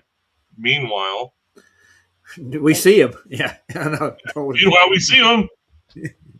Then there's a problem. Houston, there definitely has been a problem for a long time.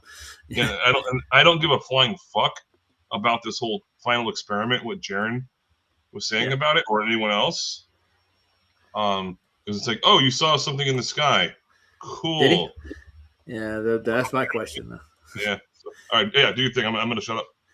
All right, yeah, we'll see what they say about the proof in the pudding, you might say. So, I mean, if their model falls short on many different occasions, I'm pretty sure they would actually go out of their way to deceive you with a midnight sun in Antarctica. That's just my opinion. That's why I'm doing what I'm doing, and I'm getting a lot of resistance, Andrew. So it makes me feel like I'm going up the right tree. Just saying. All right. Nothing else. I'm not going to say anything else. You know where I stand. Yeah, just real quick. If you do happen to get a position in Antarctica, I will put a special request in with my employer. Okay. I mean, how long would that journey last for? I think it's what they were saying is like a seasonal thing, like it's a couple of months down in Antarctica on the job. But I got to take courses like firefighter. They want you to take safety courses too because it's a dangerous place, Oh yeah, I'm fully certified with all that kind of stuff. But yeah, I'll just join as an I don't know, electrician, electronics engineer, or something like that. But I'm considering it, even though I love the cold. I hate traveling. No, that sucks, dude. Do your thing. All right, you ready? Here we go. Mercury proves relativity. You know what? We do not talk about Mercury enough. Like, I know it's not as cool as like Venus or Mars or even any of the gas giants either, because it's pretty small and it's so hot, everything's so arid there. But if it wasn't for Mercury, we would not understand general relativity half as well as we do. And Mercury's orbit was actually the very first proof of Einstein's theory of general relativity that we ever had. All right, here we go, guys. They got proof. Let's see it. So when Einstein came up with his new theory of gravity in 1916, his theory of general relativity, he did that through saying, if we can imagine gravity as curved space-time, any object that has mass will curve space-time, and the bigger the object, the more it will curve the space around it, so that objects also traveling along that space will travel along that curved path and get their trajectories changed. And he said we could think of planetary orbits just like that. And when he did that, he came up with a whole new suite of equations to describe his theory of general relativity. Now that was all well and good, but it was just theoretical. It's one thing to actually just say. It still is theoretical as far as I can tell. Has anybody proven space-time to exist as a physical thing? Oh, I did that yesterday. Come on. Oh, damn. You get that Nobel Peace Prize, did you? All right. I'm working on it. Yeah. All right.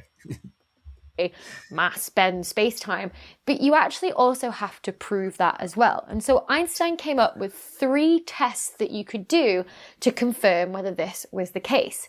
The first one, he said, would be that stars' positions would change during a solar eclipse. And that was because we were blocking out the light of the sun. We could see the stars behind it, and we could see that the light from them has been bent around the sun on their way to Earth. Now, we had to wait about 4 years to actually get that proof from Eddington in the 1919 solar eclipse. So we couldn't use that at the time in 1916 to prove it. The second test that he came up with was this idea of gravitational redshift. So a redshift is when light... Yes, sir? Okay. So on the left-hand side, Dr. Rebecca Smearhurst, PhD, astrophysics, whatever, Oxford. Yeah. They always have to put that. They can't just have like a picture of like, I don't know, something other than, by the way, you can trust me because of this framed piece of paper. I could print one of those up too.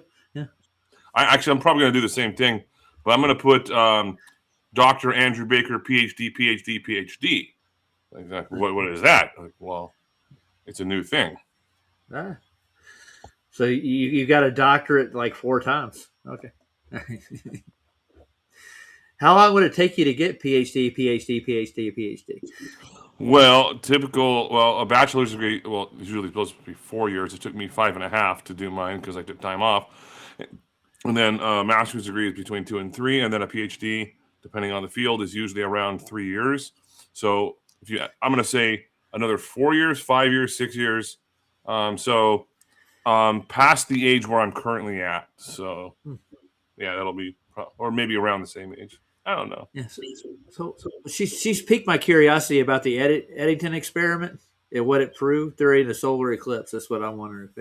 Does light bend around an object during eclipses for some reason? Is it the refraction from the solar eclipse? You know how it does that with the light. You know how shadows triple or quadruple during the eclipse. Does that affect light in the universe? And how is that bending around a mass? I don't know. Well, Anyways. yeah, I actually have to agree with a certain level of that because I've done it myself, testing it. And yeah, shadows can change based upon proximity. But when the proximity is going to be consistent, more or less, it shouldn't be changing by a ratio, a margin like it is with eclipses that we currently experience. Yeah. So we would see it in the stars, not just if the sun's blocked out. So you would be able to see this so-called parallax or whatever they're talking about within the stars. Yeah. Okay. I got to look that up. Yeah, I'll look into it. Has its wavelength stretched out to longer wavelengths or lower energies or redder colours, which is why we call it a redshift. And that happens because of the expansion of the universe as well, mainly, is when we observe it. But it can happen if light is also being dragged backwards by the gravitational pull of something as it tries to travel up and out of that curve. So gravity affects light? Huh. Well, that's what they say that black holes do. It's the only thing, aside from refraction, which black holes apparently are like super hyper refraction or some bullshit like that. Yeah, trust them. Yeah, absolutely. She has a piece of paper on the wall behind her. Trust her. I want to see this in real life. That's what I'm asking. That's just me. Space-time. Unfortunately, in 1916, Einstein didn't have any way of proving whether that was right either. In fact, we had to wait till 1954 when a chap called Popper finally proved that it was happening around stars. And the third test that Einstein came up with was whether it could predict planetary orbits. So, having observed a planet in a specific position one night, could you predict where it was going to be in a month's time from the equations that he derived? And in particular, he wanted to try and explain the orbit of Mercury, because it had long been known that Mercury's orbit was a little bit dodgy. So Newton's equations of gravity, that had been sort of the leading theory of gravity since 1713 when he published Principia, and he took Kepler's laws of planetary motion and how the planets go around the sun and generalized it into this big theory of gravity. And so whilst those equations gave really good predictions for where the rest of the planets in the sky would be after observing them, for a month later, for Mercury, it always gave slightly the wrong answer. And no one knew why that was for a very long time, until 1859, when Leverrier published a huge long list of the position of Mercury over a number of years and found that what was actually happening was that its perihelion was precessing. Planets don't actually orbit in perfect circles. They're actually ellipses. And so at some points it's a bit further away and some points it's closer. And the point at which it's closest is its perihelion. It comes from the Latin peri meaning close and helion meaning sun. And what Leverrier found was that that wasn't always in the exact same place in Mercury's orbit. It was actually moving with Mercury. If you were actually to plot Mercury's orbit out, what it will look like, it's kind of like a spirograph pattern. Do people remember that game? I absolutely loved that game as a kid. It used to find me just going all the time with lots of different coloured pens. Anyway, that is what Mercury's orbit would look like. So it's not a traditional circular orbit. It does like a spirograph. Huh.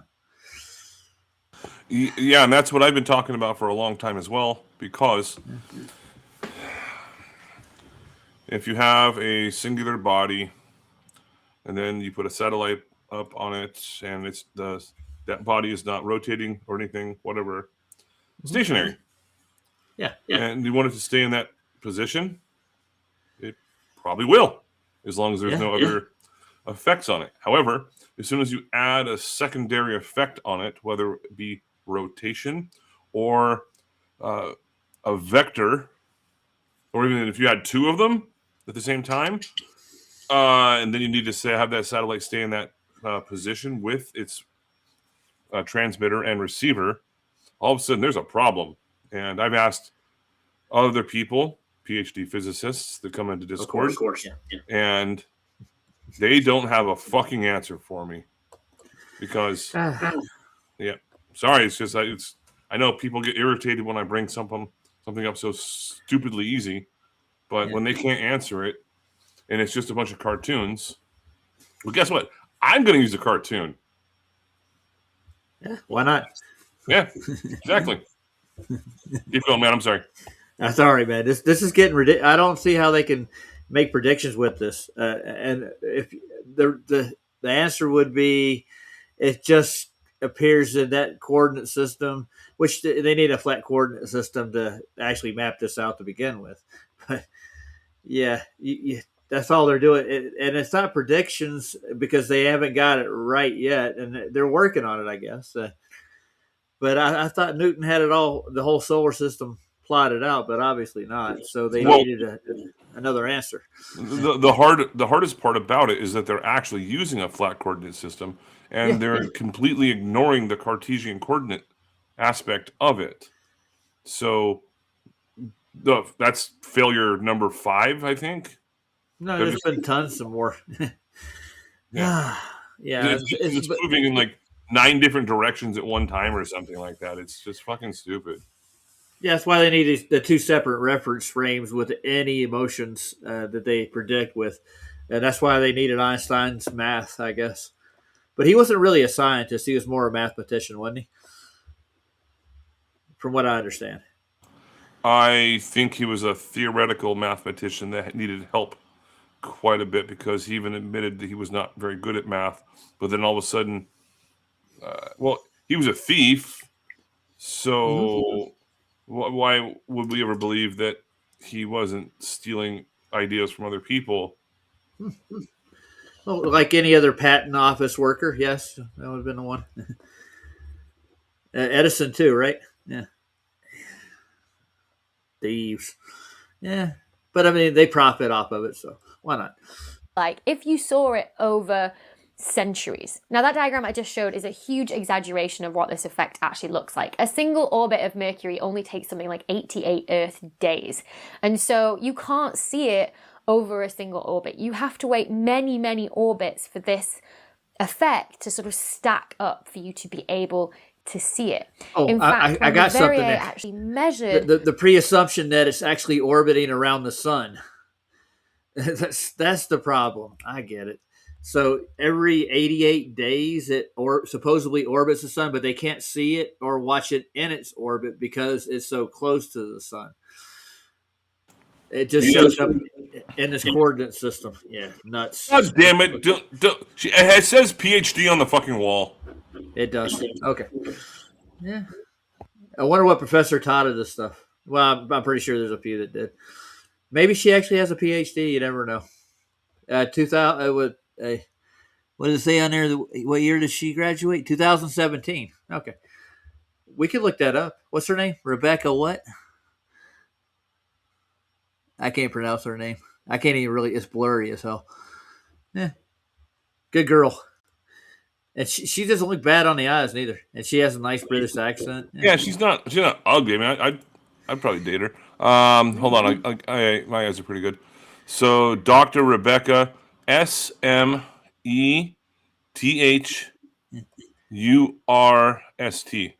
It's a Hurst. Yeah. Smethurst. Okay, so German. Yeah, she sounds German, but she's got a British accent. Maybe she's related to a German. Maybe Adolf. The Austrian painter. Yeah. He was a good guy. How much it precessed each year in the sky, he found that it was something like 1.5 degrees per century. A century, according to McGonagall. Or if you want to use a different unit, it's 5,600 arc seconds a century. So an arc.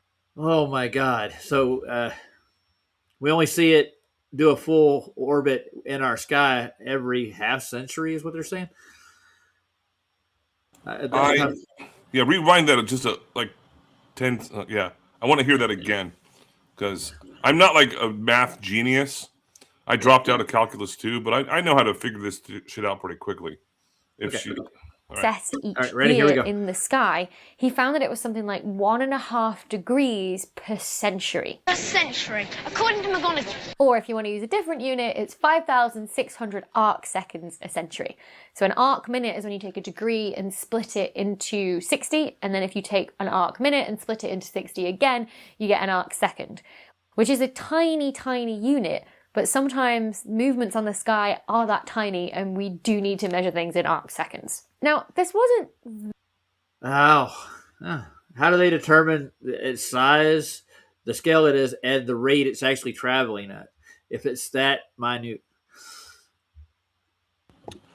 Well, I hate having to do this, but Edwin Hubble, he's the one that started a lot of this bullshit. But it wasn't just him. It was also a lot of the Greeks that started it, and also the Mayans and the Chinese. And they were on point with some of this stuff. They knew it was going to happen, but it just got out of hand. All right. Yeah. Well, there's a lot of pre-assumptions built into this. They built the whole science on this, didn't they? Or so-called science, or predictions or whatnot. Yeah.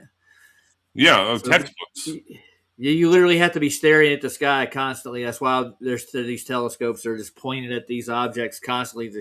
The slightest motion, which could be billions of light years or trillion, depending on whatever scale you put it on. You could make any kind of conclusion.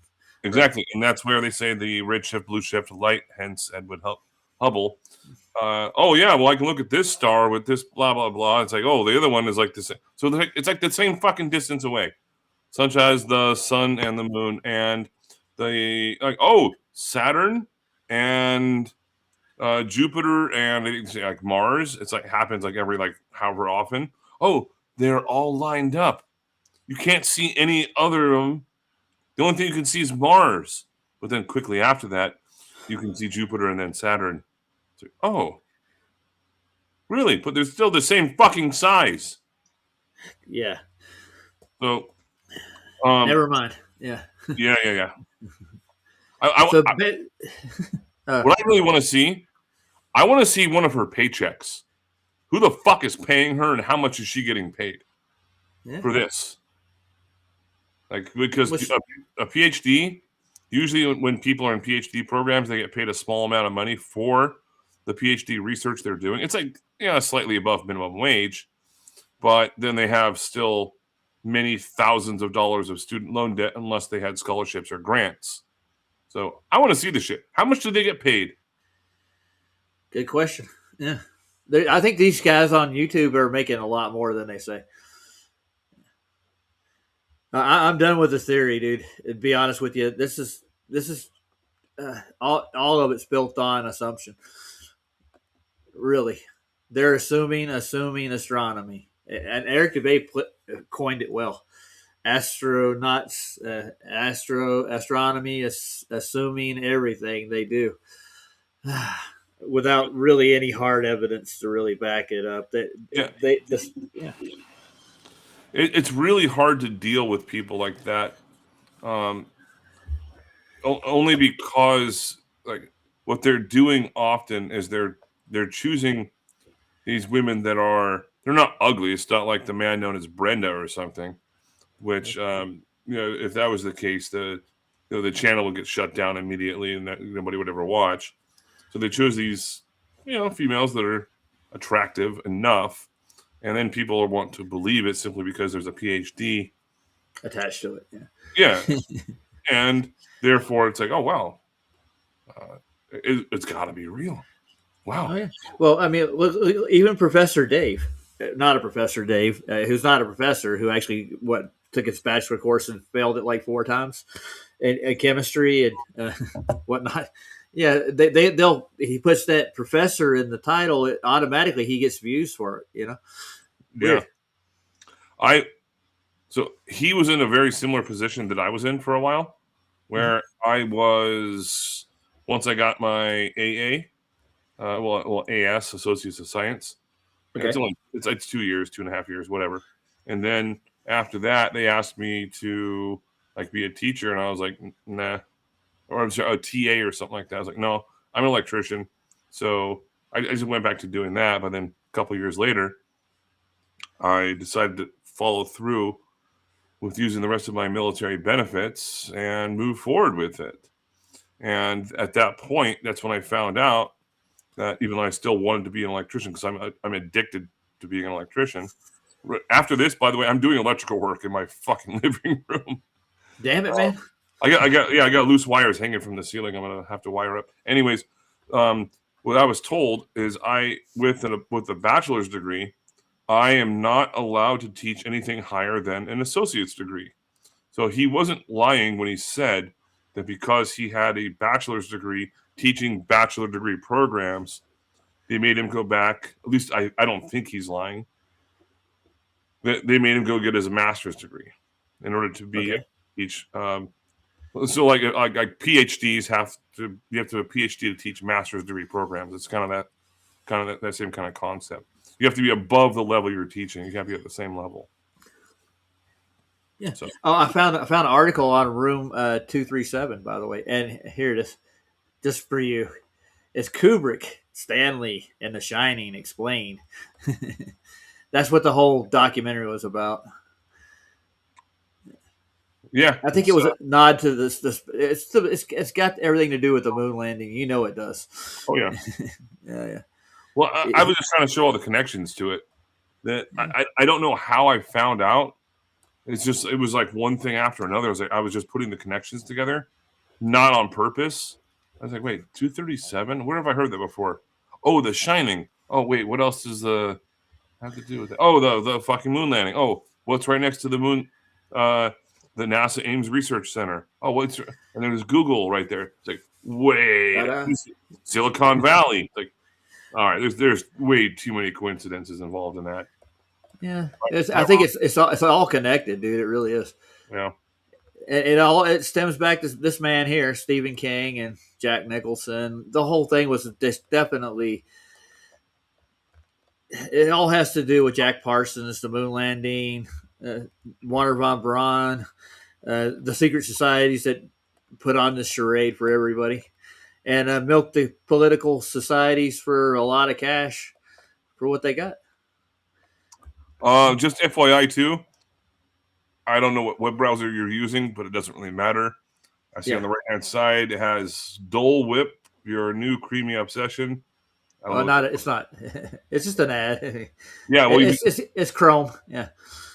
Yeah, well, you can get ad blockers, like lots of them, and it'll ad blockers, pop-up blockers, all that kind of. It gets rid of all that shit. Oh, look! It's a new weight loss thing, Foondayu. Oh, cool! Yeah. Lose up to 25 pounds by injecting yourself with chemicals. Yay! I'm gonna get on that right away. Exercise and a proper diet won't help you at all. The pill will. Yeah. Yes. Ozempic. Oh yeah, just give yourself an injection. I actually asked my doctor about that. Hell no. Yesterday, and what did he say? He's like, "Yeah, Ozempic. Yeah, it's used for people with diabetes, and it's still dangerous. Don't." He's like, "It doesn't matter if it's FDA approved or not. Don't fucking do it." And the reason I like this doctor a lot is because he said, I can't remember the term he used, but he said he tries to not prescribe medicine to people. He tries to prescribe methods and habits. But he said in some cases, you need medicine in some circumstances. But for the most part, he's like, the doctors don't know what this shit is. They put in your symptoms on a computer, and it pops up with like 900 different things that you can be prescribed based on blood pressure and blood type and height, weight, eyesight, fucking the whole, all the information that gets put in. It's a spreadsheet. And he's like, yeah, I don't really. And he showed me the fucking computer. He turned the computer towards me. I was like, I didn't know what this shit that was. It was based on my blood tests that I had just done. So he said, like, yeah. I'm only going to prescribe you what you need. All right, that's cool. Yeah. Oh, good having you up, Andrew, and thanks JJ for coming up and hanging out with me for a bit, and everybody in the audience. I'm going to get off here. It's been a little over 2 hours. Oh, pussy! I hope we learned Come something. on, you got No. I got nothing else to do in my life now. I got you, man. Hey, man, thank you very much as always. Have a great night. Right. You too, Andrew. I'll catch everyone next time. And don't forget, nothing tastes like a biscuit, man. I'm telling you. And trivia tomorrow. I'll pass out the link to people. And Roger on Discord. Yes. Send me an invite to your channel because I don't know what it is. Sure. Oh yeah. By the way, Deplorable wants me to unban him from my Discord too. He wants to set up a meet and he wants to do a demonstration for us. So. Oh. He's got tons of videos, man. I'm telling you. He's a something scientist. All right, man. Yeah, I'm heading out. All right, later, man. Cheers. Hey, good night, guys. I'm gonna play out with a goodie.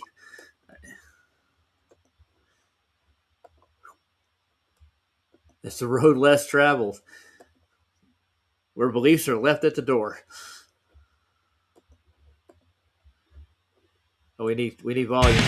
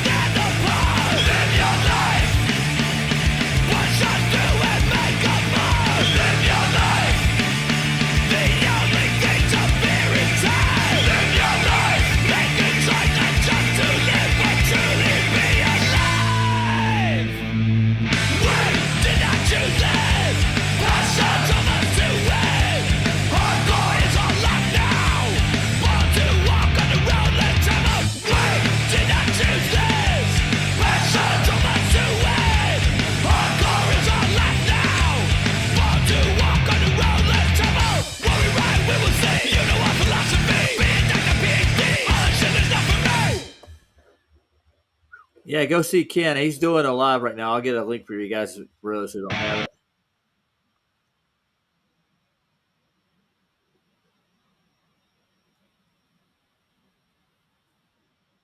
I'll pop in to say hi.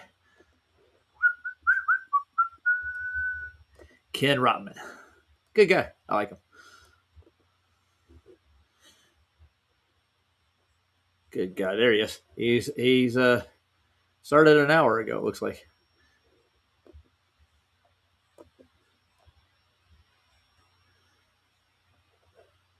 Yeah, he's got a guest on. 2 of them. D-Man's over there too. Cool.